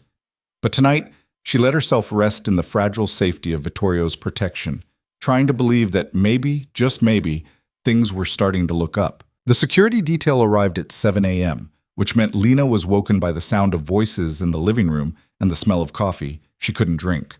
She dragged herself out of bed, pulled on the robe she'd found in the closet, and emerged to find Vittorio deep in conversation with a woman who looked like she could break someone in half without working up a sweat. "This is Maya," Vittorio said when he noticed Lena. "She'll be with you whenever I can't be." Maya extended a hand. Her grip was firm, but not crushing. "Ms. Hayes, I'll stay out of your way as much as possible, but I need to be close enough to respond if there's a threat." "Respond how?" Lena asked, still half asleep. "However necessary." Maya's expression was neutral, professional. "I've worked executive protection for 8 years, before that military. You won't even know I'm here most of the time." Lena doubted that, but nodded anyway. "What exactly does this entail?" "I follow you to appointments, stay within sight when you're in public, monitor your surroundings for potential threats. When you're here in the apartment, I'll be downstairs in the building. Mr. Morelli has arranged an office for me." "Of course he has," Lena muttered. Vittorio handed her a cup of herbal tea. "Maya comes highly recommended. She's worked with families in similar situations." "Similar how? Other pregnant women being threatened by their exes?" "Other people who needed protection from individuals with resources and connections." Maya's tone was matter of fact. "Your ex-boyfriend has money and motivation. That makes him dangerous. But he's also predictable. Men like him follow patterns." "What patterns?" "Escalating threats, attempts at intimidation, using mutual contacts to gather information. Eventually, if he's desperate enough, direct confrontation." Maya pulled out a tablet, pulled up what looked like a security brief. "We've already identified his known associates, his regular locations, his typical schedule. If he deviates from pattern, we'll know." Lena felt sick, and not from morning sickness. "You've been watching him?" "Since last night. Mr. Morelli wanted a baseline before we implemented full security protocols." Maya glanced at Vittorio. "He left his apartment at 6:15 this morning, went to his gym, then to Morrison and Klein, currently in his office on the 14th floor." "How do you know what floor he's on?" "Building directory is public record, and I have contacts in building security who confirmed his entry." Maya said it like this was completely normal. "He made 3 phone calls on his way to work. 2 to his lawyer, 1 to an unknown number that we're working on identifying." "This was insane." Lena looked at Vittorio. "This is too much. This is necessary." He set down his coffee. "Ryan threatened you twice yesterday. He knows you're cooperating with federal investigators. He's going to escalate." "You don't know that." "Yes, I do, because I know how men like him think. They can't stand losing control." Vittorio's voice was calm but absolute. "Maya stays. Non-negotiable." Lena wanted to argue, but another part of her, the part that had read Ryan's texts, that remembered his hand around her wrist, that knew exactly what he was capable of, was relieved. Scared, but relieved. "Fine, but I need coffee, real coffee." "Decaf only," Vittorio said. "Doctor's orders." "I hate you a little bit right now." "I can live with that." Maya excused herself to make calls, leaving Lena and Vittorio alone in the kitchen. Lena sipped her tea and wished desperately it was espresso. "Patricia Wells called," Vittorio said. "She wants to meet this afternoon to prep you for your formal deposition. The SEC is moving faster than expected." "How fast?" "They want to indict Ryan within 2 weeks, which means they need your testimony locked down before he can lawyer up and make things complicated." 2 weeks. 14 days until Ryan would know officially that she'd destroyed him the way he'd destroyed her. The thought should have been satisfying. Instead, it just made her anxious. What if I screw it up? What if I say something wrong and he gets away with it? You won't screw it up. You know what he did. You have evidence. All you have to do is tell the truth. Vittorio moved closer, his presence solid and grounding. Patricia will prepare you. She's one of the best attorneys in the city. She'll make sure you're ready. And what about after? After he's arrested and charged and this all becomes public? What happens to me then? Then you start rebuilding, get your reputation back, figure out what you want to do next. He paused. Morrison and Klein offered you a settlement yesterday. Jennifer called while you were sleeping. Lena's head snapped up. What kind of settlement? Wrongful termination, defamation. They're offering $200,000 and a public acknowledgement that you were fired under false pretenses. $200,000. More money than Lena had seen in her entire life. Enough to start over, to support herself and the baby without depending on anyone. Did you tell them to do that? She asked. No, they did it on their own, probably because they're terrified you'll sue them for more once this all comes out. Vittorio leaned against the counter. But you should take it. It's fair compensation for what they put you through. I don't want their money. I want them to admit what they did was wrong. They're offering to do that too. Public statement clearing your name, letter of recommendation, restoration of your professional reputation. He watched her face. This is what justice looks like, Lena. It's not perfect, but it's real. She thought about it. $200,000 would mean independence. Would mean she didn't have to rely on Vittorio's charity. Would mean choices. I'll take it, she said finally. On one condition. What condition? They have to personally apologize. Jennifer Morrison and whoever else was involved in my termination, I want them to look me in the eye and admit they were wrong. Vittorio's mouth curved slightly. I'll make sure that happens. The meeting with Patricia Wells took place in a conference room at a law firm that occupied 3 floors of a downtown high-rise. Maya came with them, staying in the lobby but visible through the glass walls. Patricia was already waiting, along with Agent Martinez and a woman Lena didn't recognize. Ms. Hayes, thank you for coming. This is Assistant U.S. Attorney Rebecca Chen. She'll be prosecuting the case against Ryan Cole. Rebecca Chen looked younger than Lena expected. Mid-30s maybe, with sharp eyes and an air of barely contained energy. She shook Lena's hand firmly. I've reviewed your preliminary statement. It's solid. But I need to prepare you for what his defense is going to look like. They spent the next 3 hours going through every detail of Lena's relationship with Ryan, every interaction at Morrison and Klein, every piece of evidence she'd gathered. Rebecca played devil's advocate, asking the kind of hostile questions a defense attorney would ask. Isn't it true you had a romantic relationship with Mr. Cole? Yes. And that relationship ended badly? Yes. So you had personal reasons to want to damage his reputation? I had personal experience with his abuse. That's different from wanting revenge.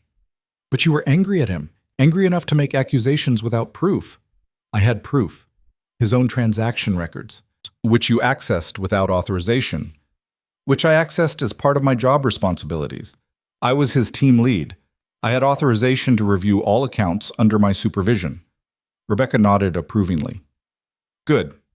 That's the line we need to maintain. You were doing your job. Everything you found was in the course of legitimate work responsibilities. The personal relationship is irrelevant to the evidence. They went through variations of the same questions until Lena's head pounded. By the time they finished, it was past 6, and she was exhausted. You did well, Patricia said as they wrapped up. You're going to be a strong witness. I don't feel strong. I feel like I'm about to throw up. That's normal. Testifying is nerve-wracking even when you're not pregnant and dealing with a threatening ex. Rebecca packed up her files. But you have something most witnesses don't. You have the truth on your side. That matters more than you think. Vittorio was waiting outside the conference room. He took one look at Lena's face and wrapped an arm around her shoulders. We're done for today. I need real food, Lena said. Not healthy food, not pregnancy food. Real, terrible, greasy food that will probably give me heartburn. Burgers? Yes. And fries. And a milkshake. They went to a diner that looked like it hadn't been updated since the 70s. Vinyl booths, checkered floors, a jukebox in the corner, playing oldies. Maya took a booth nearby, close enough to intervene but far enough to give them privacy. Lena ordered a cheeseburger with everything and didn't care that Dr. Reeves would probably disapprove. Vittorio ordered the same, plus onion rings he didn't ask if she wanted but pushed toward her anyway. "How are you holding up?" he asked when the food arrived. "I'm tired of people asking me that."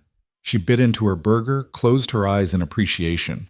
"But honestly, I'm scared, I'm angry, and I'm so tired of being either of those things." "What else are you feeling? What is this? Therapy?" "It's me trying to understand what you need." Lena set down her burger. "I need to know this is going to be worth it. The testifying against Ryan won't just make everything worse. That I'm not going to end up right back where I started, alone and broke and invisible. You're not alone, and you're not going to be broke. Morrison and Klein's settlement takes care of that. Money doesn't fix everything." "No, but it fixes a lot of things. He stole one of her fries, and you're not invisible. Not to me.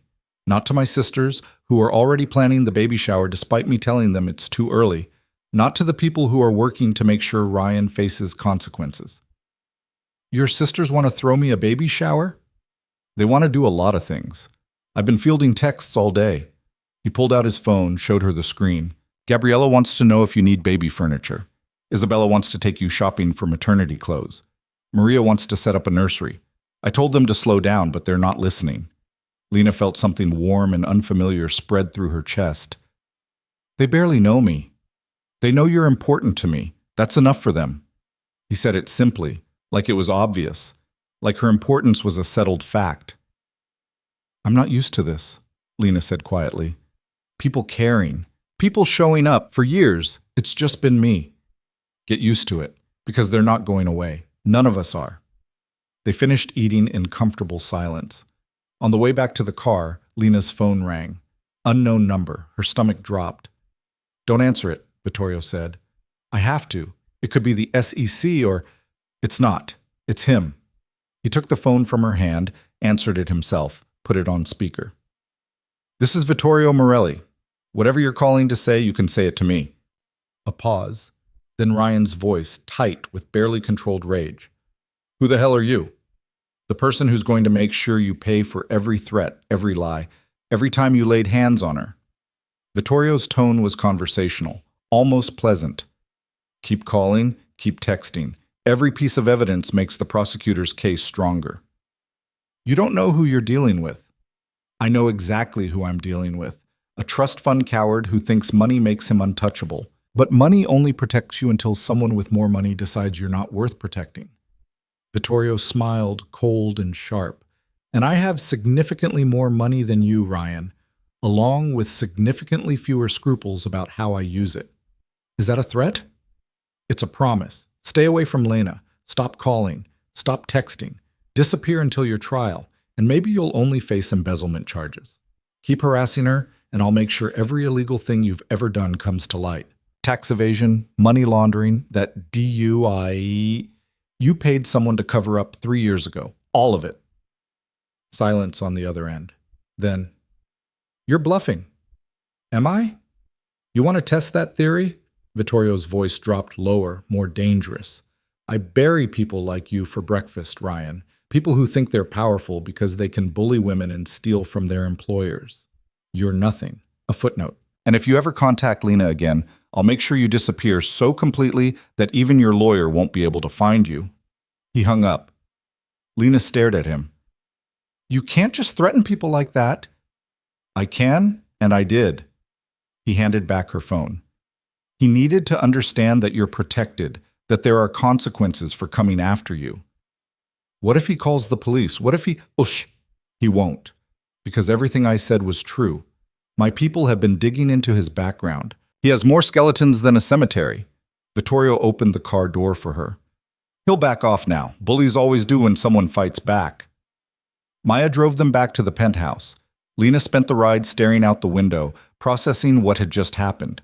Vittorio had threatened Ryan, openly, violently, and instead of being horrified, she felt safer than she had in months. What did that say about her? They rode the elevator up in silence. Once inside, Lena went straight to the windows, looking out over the city lights. Somewhere out there, Ryan was probably panicking, calling his lawyer. trying to figure out how to respond to Vittorio's threat. Good. Let him panic. Let him feel a fraction of the fear she'd lived with for months. You shouldn't have said those things, she said without turning around. Probably not. Vittorio came to stand beside her. But I'm not sorry I did. You threatened to make him disappear, only if he comes after you again. That's not better. She finally looked at him. I don't want you doing illegal things to protect me. Too late. I've been doing illegal things since the moment I met you, having you investigated, tracking Ryan's movements, accessing financial records I had no legal right to see. He shrugged. I'm not a good man, Lena. I told you that, but I'm good to the people I care about. And you care about me. Yes. No hesitation. Why? You barely know me. I know enough. I know you're brave even when you're terrified. I know you'd rather starve than accept help you think you don't deserve. I know you're carrying my child and trying to figure out how to survive while also trying to make sure a criminal faces justice. He turned to face her fully. I know that when I look at you, I see someone worth protecting, someone worth fighting for. Lena's throat tightened. I don't know how to respond to that. You don't have to respond. You just have to let me do it. And what happens when you realize I'm not worth all this trouble? When the novelty wears off and you remember you're a powerful man who could have anyone, and instead you're stuck with a broke, unemployed woman with more baggage than an airport? Then I guess I'm stuck. He said it lightly, but his eyes were serious. I'm not looking for perfect, Lena. I'm looking for real. And you're the most real thing I've found in years. Before she could respond, his phone rang. He glanced at the screen, frowned. I need to take this. He disappeared into his office, leaving Lena alone with her thoughts and the city lights. She pressed her hand to her stomach, feeling the slight curve that was just starting to show. Your father is complicated, she whispered to the baby, but I think maybe he's also exactly what we need. Vittorio emerged 20 minutes later, his expression dark. What's wrong? Lena asked. That was my contact at the police department. Ryan filed a restraining order against me, claims I threatened him. Can he do that? He can try, but it won't hold. I have the recording of our phone conversation. He called you, I simply answered. Any threat I made was in response to his harassment. Vittorio poured himself a drink, something amber and expensive looking. But it tells me he's desperate enough to try to use the legal system against me. What do? We let our lawyers handle it, and we make sure you're never alone with him. If he's willing to lie about me threatening him, he's willing to lie about you too. He downed the drink in one swallow. Martinez needs to move faster. The longer Ryan's out there, the more damage he can do. As if summoned by the mention of his name, Lena's phone rang. Martinez's number. Ms. Hayes, I have news. We're moving up the timeline. We're arresting Ryan Cole tomorrow morning at 8 Mas, I need you to come in at 9 to finalize your testimony. Lena's heart started pounding. Tomorrow? He's escalating. The restraining order, the phone calls, he's showing consciousness of guilt. The U.S. attorney wants to move before he can flee or destroy evidence. A pause. This is good news. It means he's going to face consequences sooner than we thought. Okay, I'll be there. She hung up, turned to Vittorio. They're arresting him tomorrow. Something fierce and satisfied crossed his face. Good. I should feel happy about this, relieved. But I just feel scared, terrified. She sank onto the couch. What if something goes wrong? What if he finds a way out of this? He won't. Vittorio sat beside her, pulled her against his side. He's going to pay for what he did to you, every bit of it. Lena wanted to believe him, wanted to believe that justice actually existed, that people like Ryan faced consequences. But she'd spent too many months watching him get away with everything to trust that easily. Tell me something, she said. Something to distract me from thinking about tomorrow. Like what? Anything. Tell me about your family, your childhood, something that has nothing to do with Ryan or trials or any of this. Vittorio was quiet for a moment, then, my mother used to make fresh pasta every Sunday. All of us would crowd into the kitchen, my sisters, my cousins, whoever was around. She'd let us help, even though we mostly made a mess. My father hated it, said it was beneath us to be in the kitchen like servants. But she did it anyway. She did it anyway. Said that a family that doesn't eat together falls apart. His voice softened with memory. She died when I was 19. Cancer, fast and brutal. And after she was gone, we stopped making pasta together. Stopped doing a lot of things. My father got meaner, my sisters got quieter, and I got angry. Is that when you took over the business? A few years later. But the seeds were planted then. I saw what he was doing, running the family into the ground with his greed and his violence. I knew if someone didn't stop him, we'd all end up dead or in prison. He shifted, his arm tightening around her. So I stopped him, forced him out, took control, made different choices. Do you regret it? Sometimes.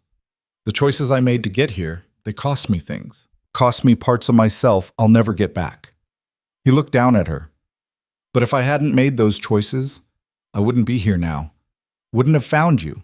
Wouldn't be about to become a father. So no, I don't regret it. Lena settled deeper against him, letting his warmth and solidity ground her. Tomorrow, Ryan would be arrested. Tomorrow, everything would change. But tonight, she could rest here, safe and protected, and let someone else carry the weight for a little while. Thank you, she said quietly. For what? For answering my phone, for threatening Ryan, for making me feel like maybe I'm not completely alone in this. You're not alone. You're never going to be alone again. He pressed a kiss to the top of her head, gentle and unexpected. Get some sleep. Tomorrow's going to be a long day. Lena knew she should go to her room, knew she should maintain some distance, some independence. But she was so tired of being independent, of being strong, of being alone. So instead, she stayed exactly where she was, curled against Vittorio's side, and let herself believe that maybe this could work, that maybe they could build something real out of this chaos. Outside the windows, the city continued its endless motion, indifferent to the small dramas playing out in its towers. But inside the penthouse, something was shifting, something fragile and new and terrifying in its potential. Lena fell asleep there on the couch, Vittorio's arm around her, his heartbeat steady beneath her ear. And for the first time in months, she slept without nightmares. Morning arrived with gray light and the sound of rain against the windows. Lena woke disoriented, still on the couch, covered with a blanket she didn't remember pulling over herself. Vittorio was gone, but she could hear him in the kitchen. She checked her phone, 7:30. In 30 minutes, federal agents would arrest Ryan Cole. The thought made her stomach churn. Coffee's ready, Vittorio called. Decaf. Still hate you for that, she called back, but got up and went to the kitchen anyway. He handed her a mug and a plate of toast. Eat. You need to keep your strength up. I'm not hungry. Eat anyway. Doctor's orders. She ate because arguing took energy she didn't have. The toast settled her stomach slightly, though anxiety still twisted her insides. At 8 o'clock, Vittorio's phone rang. He listened for a moment, then nodded. Understood, thank you. He hung up. It's done. Ryan's in custody. Just like that. After months of fear and harassment and threats, it was over. Ryan Cole was under arrest. Lena should have felt relief, victory, something. Instead, she just felt numb. How do you feel? Vittorio asked. I don't know. Empty, maybe? She set down her mug. I thought I'd feel different, vindicated or satisfied or something, but I just feel tired. That's normal. Justice doesn't always feel the way we think it will. Does it ever feel good? In your experience? Sometimes, when the punishment fits the crime, when people get what they actually deserve. He came around the counter, tipped her chin up so she had to look at him. Ryan's going to prison. He's going to lose everything he cared about, his reputation, his money, his freedom. That's as close to justice as the system gets. And what about us? What happens now? Now we wait for the trial. You testify. He gets convicted. And then we move on with our lives. Just like that? Just like that. He said it with absolute certainty, like the future was already written and he'd read ahead to make sure it worked out. Lena wished she could believe him, wished she could see past the fear and exhaustion to whatever came next. But right now, all she could see was today. This moment, this man who'd inserted himself into her life and refused to leave. I need to get ready, she said. Martinez wants me there at 9. I'll drive you. You don't have to... I'm driving you. No room for argument. They arrived at the federal building at 8:50. Maya was already there, having driven separately. Together, the three of them went inside, through security, up to the U.S. Attorney's office. Martinez met them in the lobby. Ms. Hayes, thank you for coming. This shouldn't take long. We just need to go through your testimony one more time now that the arrest has been made. Is he here, Ryan? Different building. He's being processed at the detention center. Martinez led them to a conference room. You won't have to see him until the trial. The relief that washed through Lena was almost physical. She wouldn't have to face him today. Wouldn't have to see his face when he realized she'd really done it. The meeting took 2 hours. More questions, more preparation, more explanations of what the trial would look like. By the time they finished, Lena felt wrung out. You did great, Rebecca Chen said as they wrapped up. With testimony this strong, we're looking at a solid conviction. 20 years minimum. 20 years. Ryan would be in his 50s when he got out. His entire life destroyed. Lena waited for the satisfaction to come. It didn't.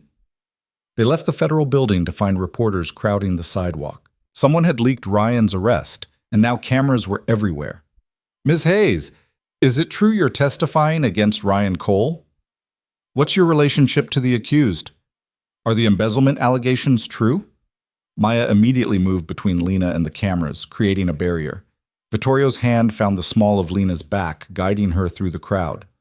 No comment, he said firmly. Ms. Hayes won't be making any statements at this time. They made it to this car, Maya blocking the reporters who tried to follow. Once inside, Lena let out a shaky breath. That was horrible. It'll get worse before it gets better, Vittorio said bluntly. Ryan's arrest is big news. White-collar crime, corporate corruption, the media loves this stuff. You need to be prepared for more attention. I don't want attention. I want to disappear. I know. But disappearing isn't an option right now. He started the engine, pulled away from the curb. You're the key witness in a federal case. Until the trial's over, you're going to be news. Lena closed her eyes, leaning her head against the window. This was what justice looked like, apparently. Public exposure, invasive questions, cameras in her face while she tried to simply exist. Take me home, she said quietly. Vittorio didn't correct her use of the word home, just drove, navigating through traffic while Lena tried not to think about the reporters or the trial or anything beyond the next 5 minutes. When they got back to the penthouse, Gabriella was waiting in the lobby. She took one look at Lena's face and pulled her into a hug without asking. I saw the news, Gabriella said. Figured you could use some family right now. Lena didn't cry. She'd cried enough. But she held on to Gabriella like a lifeline, letting someone else be strong for a moment while she fell apart. Gabriella made tea and ordered lunch from 3 different restaurants because she couldn't remember what Lena liked and figured variety was safer. They sat in the living room while Vittorio fielded phone calls in his office, his voice a low rumble through the closed door. He's been like this all morning, Gabriella said, nodding toward the office. Calling in favors, making sure the media doesn't camp outside the building, arranging security for the trial. He's in full protection mode. Is that normal for him? For people he cares about? Yes. Gabriella poured tea into delicate cups that probably cost more than Lena's old rent. He's always been protective. Even as a kid, he'd get into fights defending us. Came home with black eyes and bloody knuckles at least once a month. Your father must have loved that. Our father loved nothing except power and money. Vittorio was just another asset to him, a weapon to be pointed at enemies. Gabriella's expression darkened. He tried to turn Vittorio into a monster. Instead, he created someone who fights monsters. Is that what Vittorio does, fight monsters? In his own way. The business he runs, it's not clean. I won't pretend it is. But it's better than what our father did. Vittorio has rules, lines he won't cross. Our father had none. She looked at Lena directly. My brother is a good man in a bad world. Don't confuse the two. Lena thought about Vittorio threatening Ryan on the phone, the cold certainty in his voice when he'd promised to make problems disappear, the way he'd inserted himself into her life without asking permission and refused to leave. I don't know if he's good or not, Lena said honestly, but I know he makes me feel safe, and I haven't felt safe in a long time. Then that's enough to start with, Gabriella smiled. The rest you'll figure out together. The food arrived. Italian from one restaurant, Thai from another, and burgers from the diner they'd gone to the night before. Gabriella had clearly been thorough. They were halfway through lunch when Vittorio emerged from his office, looking tired in a way Lena hadn't seen before. He sat heavily on the couch beside her. Martinez called. Ryan's lawyer is trying to get the charges reduced. Claims the evidence was obtained illegally. Lena's stomach dropped. Can he do that? He can try. But Martinez says it won't work. The evidence came from Morrison and Klein's own servers and your work computer. Nothing illegal about that. Vittorio rubbed his face. His lawyer's just throwing everything at the wall to see what sticks. Standard defense strategy. What if something does stick? What if they find a way to get the evidence thrown out? They won't. Rebecca Chen is too good for that. He looked at the spread of food, raised an eyebrow at his sister. Planning to feed an army?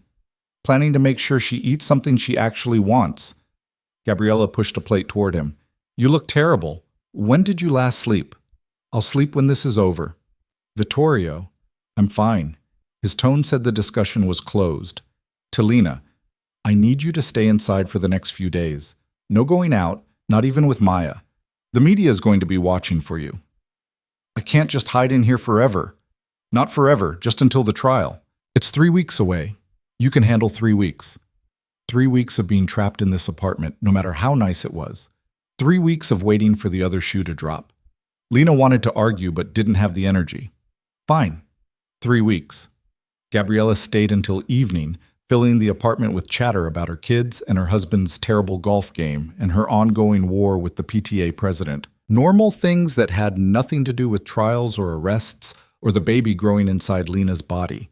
It was exactly what Lena needed, a reminder that life continued outside this crisis, that normal existed somewhere, even if she couldn't reach it yet. After Gabriella left, Lena found Vittorio on the balcony, despite the cold. He stood at the railing, staring out at the city lights, a glass of whiskey in his hand. You should be inside, he said without turning around. It's too cold for you. I'm fine. Needed air. She came to stand beside him, pulling her sweater tighter. Your sister thinks you're working too hard. My sister thinks everyone works too hard. She didn't speak to me for a month when I missed her son's birthday party. Why did you miss it? Because I was handling a situation that couldn't wait. He finally looked at her. A rival family thought they could move into our territory. I had to make sure they understood that wasn't going to happen. How did you make them understand? Do you really want to know? Lena thought about it. Did she? Did she want to know the details of what Vittorio did in the shadows, the violence he wielded to maintain control? No, she said finally. I don't think I do. Smart. He drained his glass. I'm not proud of everything I've done, the things I've had to do to build this life, to protect my family. Some of them keep me up at night, but I'd do them again if I had to. That's who I am. And who are you trying to be, for the baby? The question seemed to catch him off guard. He turned to face her fully, leaning against the railing. Better. Someone who doesn't solve every problem with threats and violence. Someone our child can look up to without being ashamed. You think the baby will be ashamed of you? I think if I don't change, they should be. His voice was rough with something Lena couldn't quite identify. I want to be the kind of father who's there for school plays and birthday parties, who teaches them to be strong but also kind, who shows them that power doesn't have to mean fear. That's not the man you are now. I don't know what man I am now. I'm still figuring it out. He reached out, tucked a strand of hair behind her ear. The gesture was tender, unexpected. But I know I want to be better, for you, for the baby, for myself. Lena's breath caught. You don't have to change for me. Maybe not, but I want to anyway. His hand lingered on her cheek. You make me want to be someone worthy of the way you look at me. And how do I look at you? Like you're trying to decide if I'm a monster or a man. Like you want to believe I'm the latter, but you're scared you're wrong. His thumb brushed across her cheekbone. I'm both, Lena. I've done monstrous things, but I'm trying to be better. That has to count for something. It does. She covered his hand with hers. It counts for everything. He leaned down slowly, giving her time to pull away, to say no, to stop this before it became something neither of them could take back. Lena didn't pull away. Instead, she rose on her toes and met him halfway. The kiss was gentle at first, testing, questioning. Then deeper as Lena's hands found his shoulders and his arms wrapped around her waist, careful of her stomach, protective even in desire. It felt like coming home, like finding something she'd been searching for without knowing she'd lost it. When they finally broke apart, both breathing hard, Vittorio rested his forehead against hers. "I've wanted to do that since the moment I saw you again in that convenience store," he admitted, "even covered in humiliation and holding broken noodles. Especially then, you looked so fierce, trying not to cry in front of him, so determined to survive. I wanted to kill him for making you feel small." His arms tightened around her. "I still do, some days." "Don't. He's not worth it." Lena pulled back to look at him. "What is this? Between us?" "I don't know. But I know I don't want it to stop." He searched her face. "Do you?" She should say yes, should protect herself from the inevitable moment when he realized she was too much work, too damaged, too complicated. But standing here in his arms, warm and safe and wanted, she couldn't make herself say the words. "No," she whispered. "I don't want it to stop." "Good." He kissed her again, softer this time. "Let's go inside. You're freezing." The next 3 weeks passed in a strange limbo of waiting and preparation. Lena met with Rebecca and Patricia almost daily, going over testimony until she could recite it in her sleep. Morrison and Klein issued their public apology. Jennifer Morrison herself delivered it in person, looking genuinely ashamed as she admitted the firm had failed Lena. The settlement money appeared in Lena's account, more zeros than she'd ever seen in her life. The media coverage intensified. Reporters camped outside the building until Vittorio's lawyers got them moved back a block. Lena's name appeared in articles dissecting the case, analyzing her role, speculating about her relationship with Vittorio. Someone found an old college photo of her and plastered it across the news alongside unflattering recent photos taken outside the federal building. The internet had opinions, of course. Half thought she was brave for testifying. Half thought she was a vindictive ex trying to destroy an innocent man. Lena stopped reading the articles after the first week. Her pregnancy progressed. The morning sickness finally eased around week 14, replaced by a constant fatigue that Dr. Reeves assured her was normal. Her stomach rounded out enough that regular clothes stopped fitting, and Isabella appeared one morning with shopping bags full of maternity wear, designer labels, soft fabrics, clothes that made Lena feel almost pretty despite the exhaustion and stress. Vittorio's sisters became constants in her life. They showed up without warning, bringing food and gossip and normalcy. They argued over baby names and nursery colors, and whether Lena should find out the gender or wait to be surprised. They treated her like family, like she'd always been part of their lives, and Lena realized with a start that she'd become part of something she hadn't known she'd needed, a family who showed up, who cared, who refused to let her face things alone. And through it all, Vittorio was there, working from home so he wouldn't leave her alone, making sure she ate, rested, took her vitamins. Holding her when the anxiety got too bad, when the what-if spiraled out of control. He didn't promise everything would be fine. He was too honest for empty reassurances. But he promised he'd be there, and somehow that was enough. 3 weeks after Ryan's arrest, the trial began. The courthouse was a circus. News vans lined the street. Protesters held signs, some supporting Lena, others proclaiming Ryan's innocence. The security to get inside was intense. Multiple checkpoints and metal detectors and guards who looked like they expected violence. Maya stayed close as they made their way through the crowds. Vittorio walked beside Lena, his hand on her back, his presence a shield between her and the chaos. Rebecca met them at the courtroom doors. "You ready?" she asked Lena. "No, but I don't think I'll ever be ready for this." "That's normal. Just tell the truth. That's all you need to do." The courtroom was smaller than Lena expected. Rows of wooden benches, harsh fluorescent lighting, the judge's bench looming at the front. And there, at the defense table, sat Ryan Cole. He looked thinner than she remembered, paler. His expensive suit couldn't hide the fact that he'd lost weight, that his eyes were shadowed with sleepless nights. When he saw her, something flickered across his face. Anger, maybe, or fear. Lena looked away. He didn't deserve her attention anymore.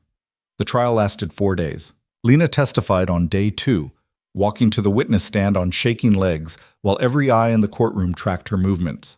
Ryan's lawyer tried to rattle her, asking pointed questions about their relationship, about her mental health, about whether she'd really acted out of integrity or revenge. "Isn't it true you had a nervous breakdown after being fired from Morrison and Klein?" the lawyer asked. "I had a difficult time, yes. I was fired unjustly and blacklisted from my industry. That tends to affect a person's mental health. And isn't it true you've held a grudge against Mr. Cole ever since?" "I've held him accountable for his actions. That's not the same as a grudge." "But you wanted revenge, wanted to see him punished." "I wanted justice. There's a difference." The lawyer tried several more approaches, but Lena didn't break. She told the truth about finding the discrepancies, about reporting them, about Ryan's retaliation. She produced emails, transaction records, documentation of everything she'd witnessed. And when the lawyer finally sat down, looking frustrated, Lena caught Rebecca's slight nod of approval.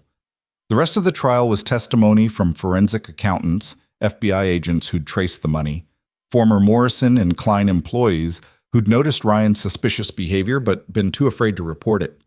The evidence was overwhelming. By day 4, even Ryan's lawyer looked defeated. The jury deliberated for 6 hours. Lena spent them in a private room with Vittorio, unable to eat, unable to sit still. She paced while he worked on his laptop, trying to distract himself, neither of them succeeding. When the bailiff finally called them back, Lena's hands were shaking so badly that Vittorio had to help her stand. The jury filed in, faces carefully neutral.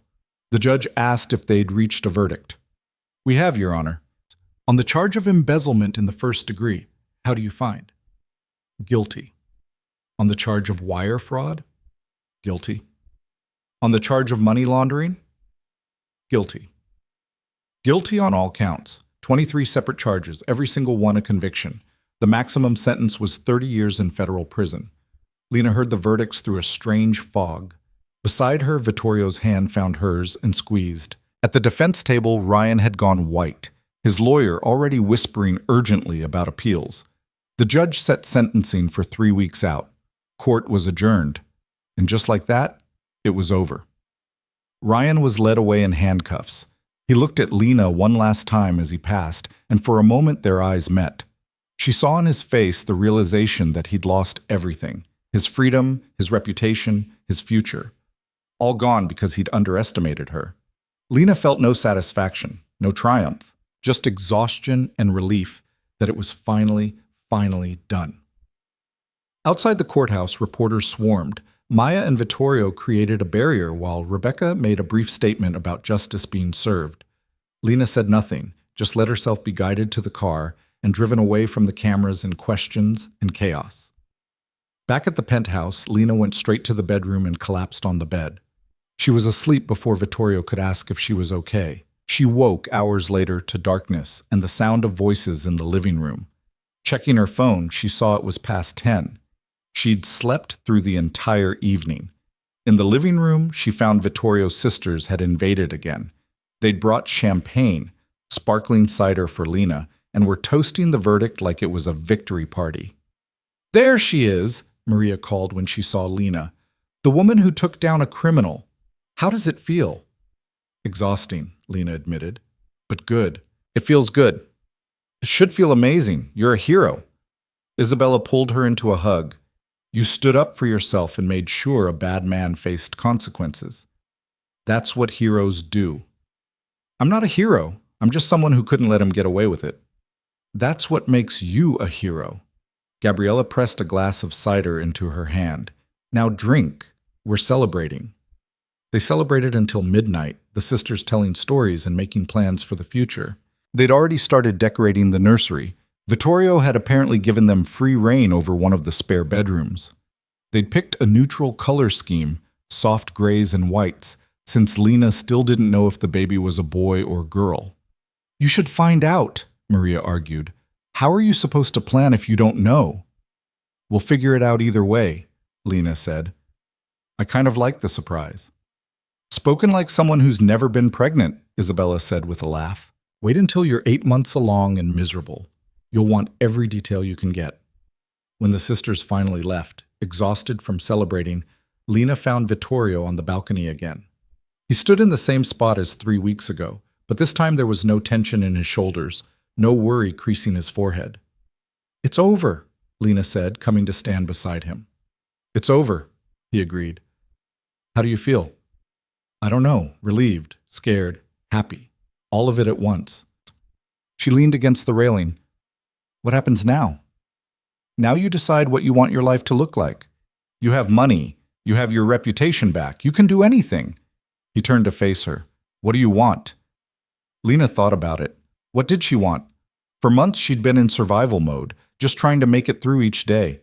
She hadn't let herself think about the future, about what she actually wanted instead of what she could barely manage. "I want to go back to work eventually, but not in finance. Something that matters. Maybe something that helps other women in situations like I was in." She placed a hand on her stomach. "I want to raise this baby somewhere safe, give them the kind of childhood I had before my parents died." "And what about us?" The question hung between them, heavy with possibility. "I don't know what we are," Lena said honestly. "We started in chaos and never really stopped to figure it out. But I know I don't want to walk away.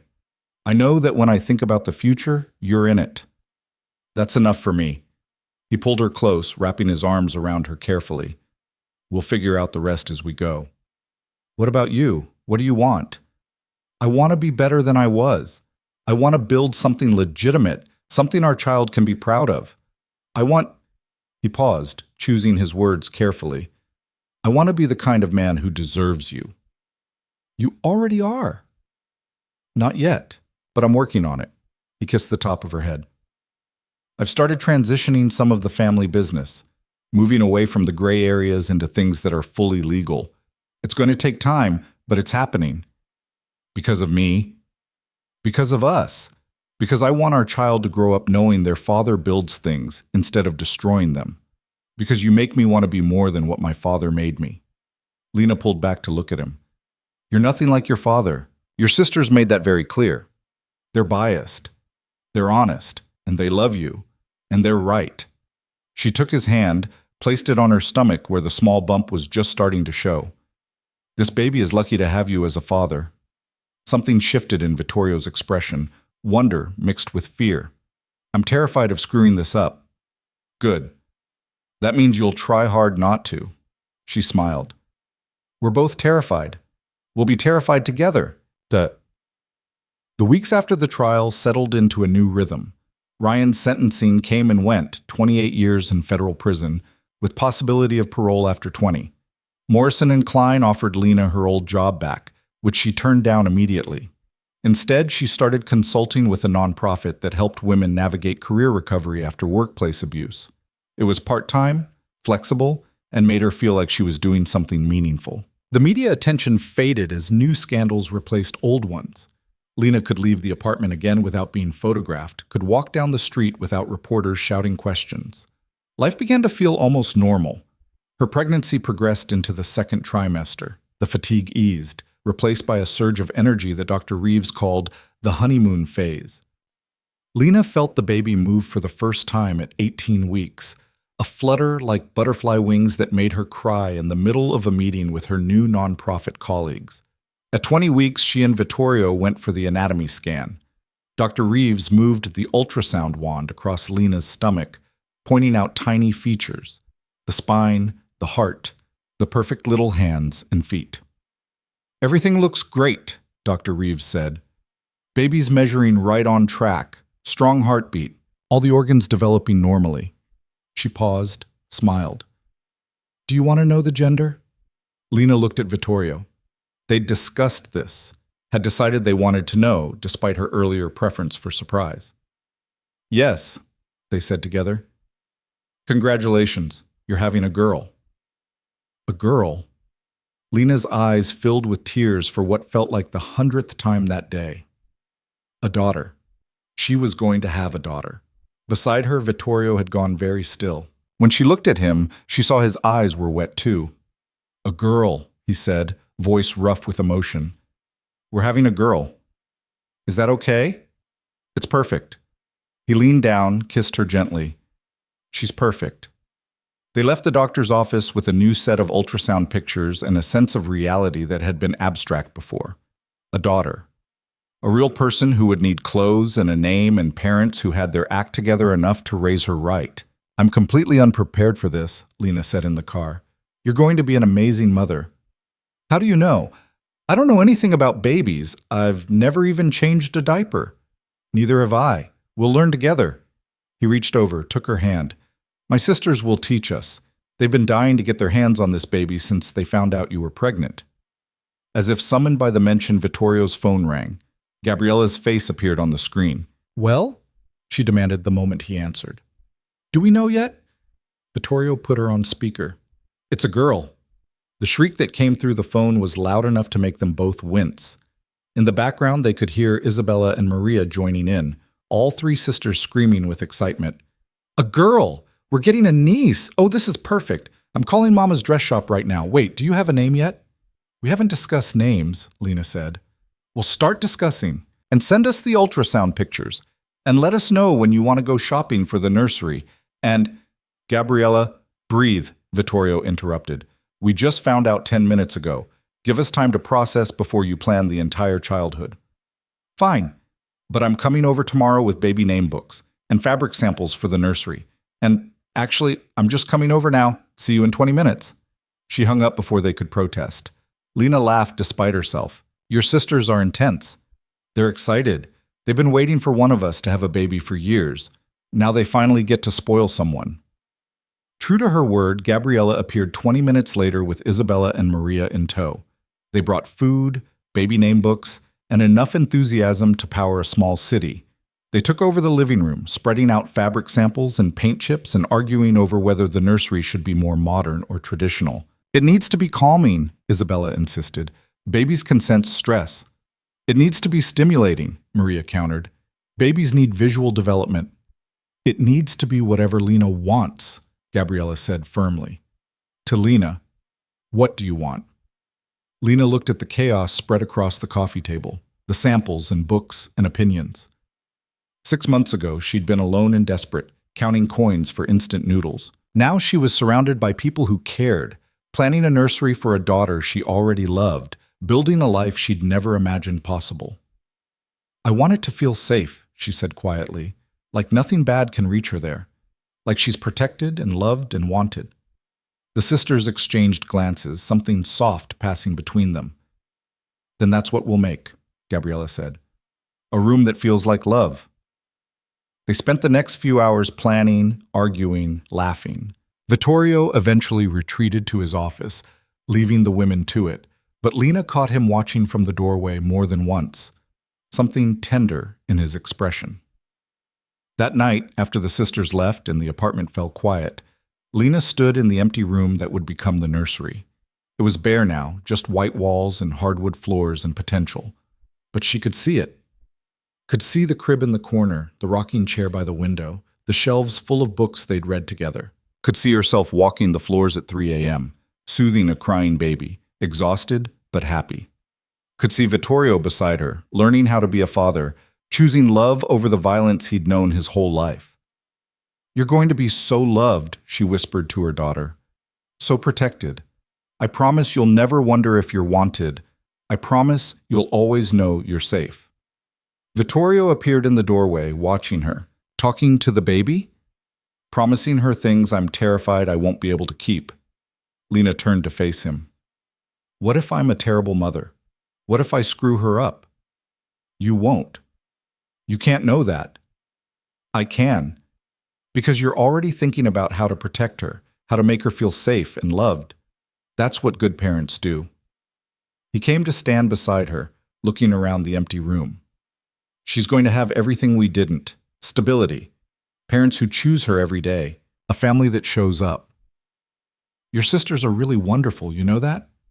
They're nosy and overbearing, and they don't understand boundaries, he said it fondly. But yes, they're wonderful, and they already love you, and they're going to spoil our daughter rotten. Our daughter. Lena tested the words, liked how they sounded.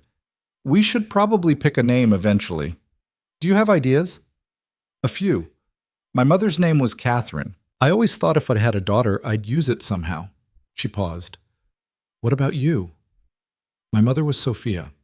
She would have loved knowing she had a granddaughter. His voice went soft with memory. She always said daughters were the ones who remembered you after you're gone, who carried your stories forward. Sophia Catherine? Sophia Catherine Morelli. He said it slowly, testing it. It's perfect. And it was. Standing in that empty room with Vittorio beside her and their daughter growing strong inside her, Lena felt something click into place. This was her family now. Complicated and unconventional and born from chaos, but real. Hers. The next 4 months passed faster than Lena expected. Her stomach grew round and heavy. Sophia kicked and hiccuped and kept her up at night, already demanding attention. The nursery came together, soft gray walls, white furniture, shelves that Vittorio's sisters filled with books and toys before Sophia was even born. Morrison and Klein settled their lawsuit with several other former employees who'd been silenced by Ryan. The story made national news, sparking conversations about workplace abuse and corporate accountability. Lena was invited to speak on panels, to share her story with other women who'd faced similar situations. She said yes to some, no to others, learning to protect her energy while still using her voice. Vittorio transformed his business holdings, shutting down operations that existed in legal gray areas and investing in legitimate enterprises. Construction, real estate development, technology startups. His sisters were skeptical at first, worried he'd lose the family's influence. But Vittorio was patient, explaining that influence built on fear wasn't worth having, that their father's way had nearly destroyed them all. At 36 weeks, Lena woke to contractions that Dr. Reeves said were just practice. At 38 weeks, they got more serious. And at 39 weeks and 3 days, her water broke at 4 in the morning while she was making tea in the kitchen. "Vittorio," she called, trying not to panic. "It's time." He appeared instantly, already pulling on clothes, grabbing the hospital bag they'd packed weeks ago. "Are you okay? How far apart are the contractions?" "I don't know. 5 minutes? Maybe?" Another contraction hit, stealing her breath. "This is really happening. This is really happening." He pulled her close, careful of her stomach. "You ready?" "Absolutely not. Let's go anyway." The hospital was a blur of activity. Nurses, monitors, Dr. Reeves appearing with her calm competence. Vittorio stayed beside Lena the entire time, holding her hand through contractions, coaching her breathing, looking terrified and determined in equal measure. "You're doing great," he kept saying. "So strong. Almost there." Labor lasted 14 hours, longer than Lena expected, more painful than she'd prepared for. But when Sophia Catherine Morelli finally made her entrance into the world at 6:37 p.m., screaming her outrage at the cold and the lights, nothing else mattered. They placed her on Lena's chest, this tiny, perfect person they'd made. She had dark hair like Vittorio, but Lena's nose. 10 fingers, 10 toes, lungs that worked beautifully if her crying was any indication. "Hi, baby," Lena whispered through tears. "We've been waiting for you." Vittorio's hand covered hers where it rested on Sophia's back. When Lena looked at him, she saw tears streaming down his face. "She's perfect," he said, voice breaking. "She's absolutely perfect."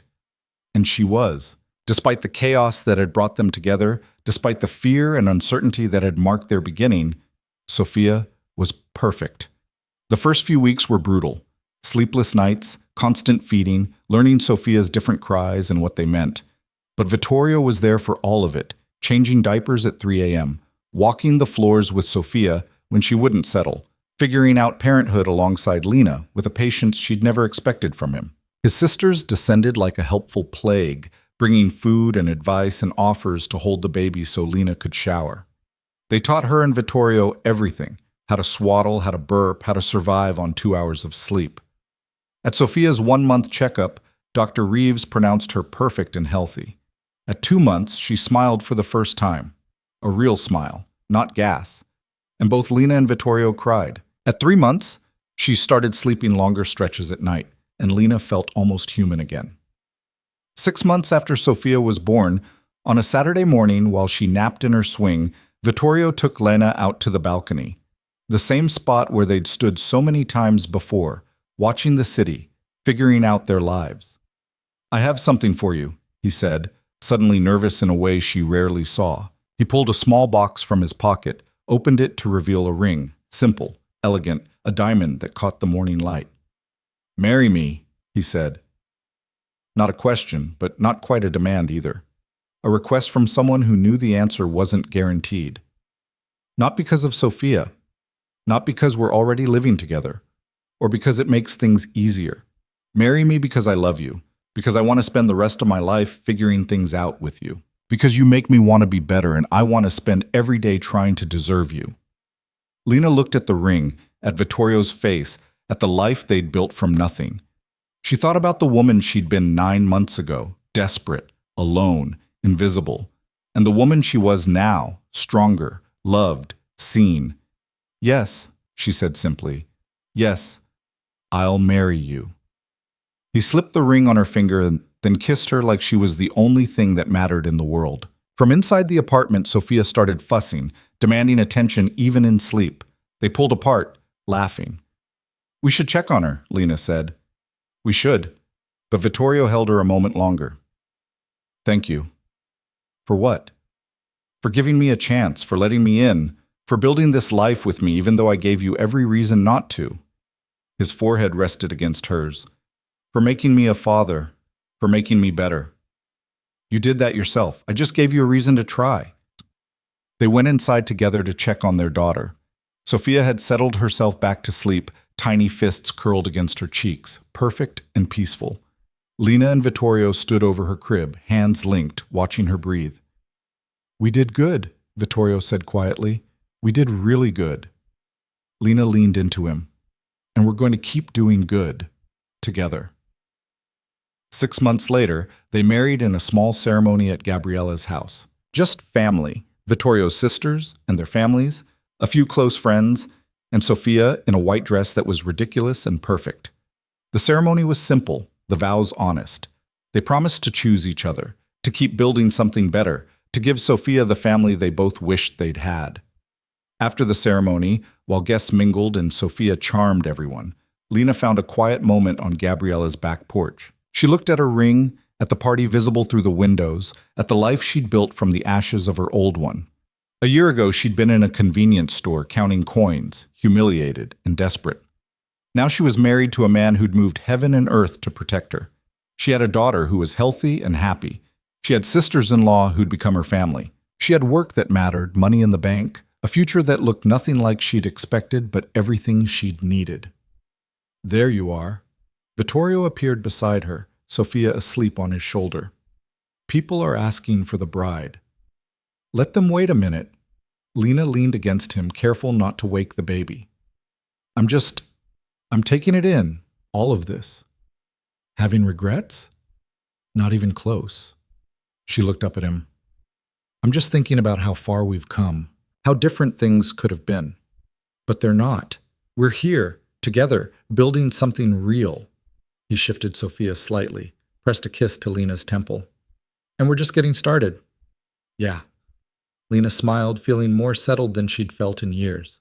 We're just getting started. They went back inside to their wedding, to their family, to their daughter who would grow up knowing she was wanted and loved and protected. To a future built not on fear or control, but on the choice to keep showing up for each other every single day. It wasn't perfect. There were still hard days, still moments when Lena's past tried to drag her down, or Vittorio's temper flared into something darker. But they worked through it, together, choosing each other, choosing Sophia, choosing the life they were building one imperfect day at a time. And in the end, that was enough. More than enough. It was everything.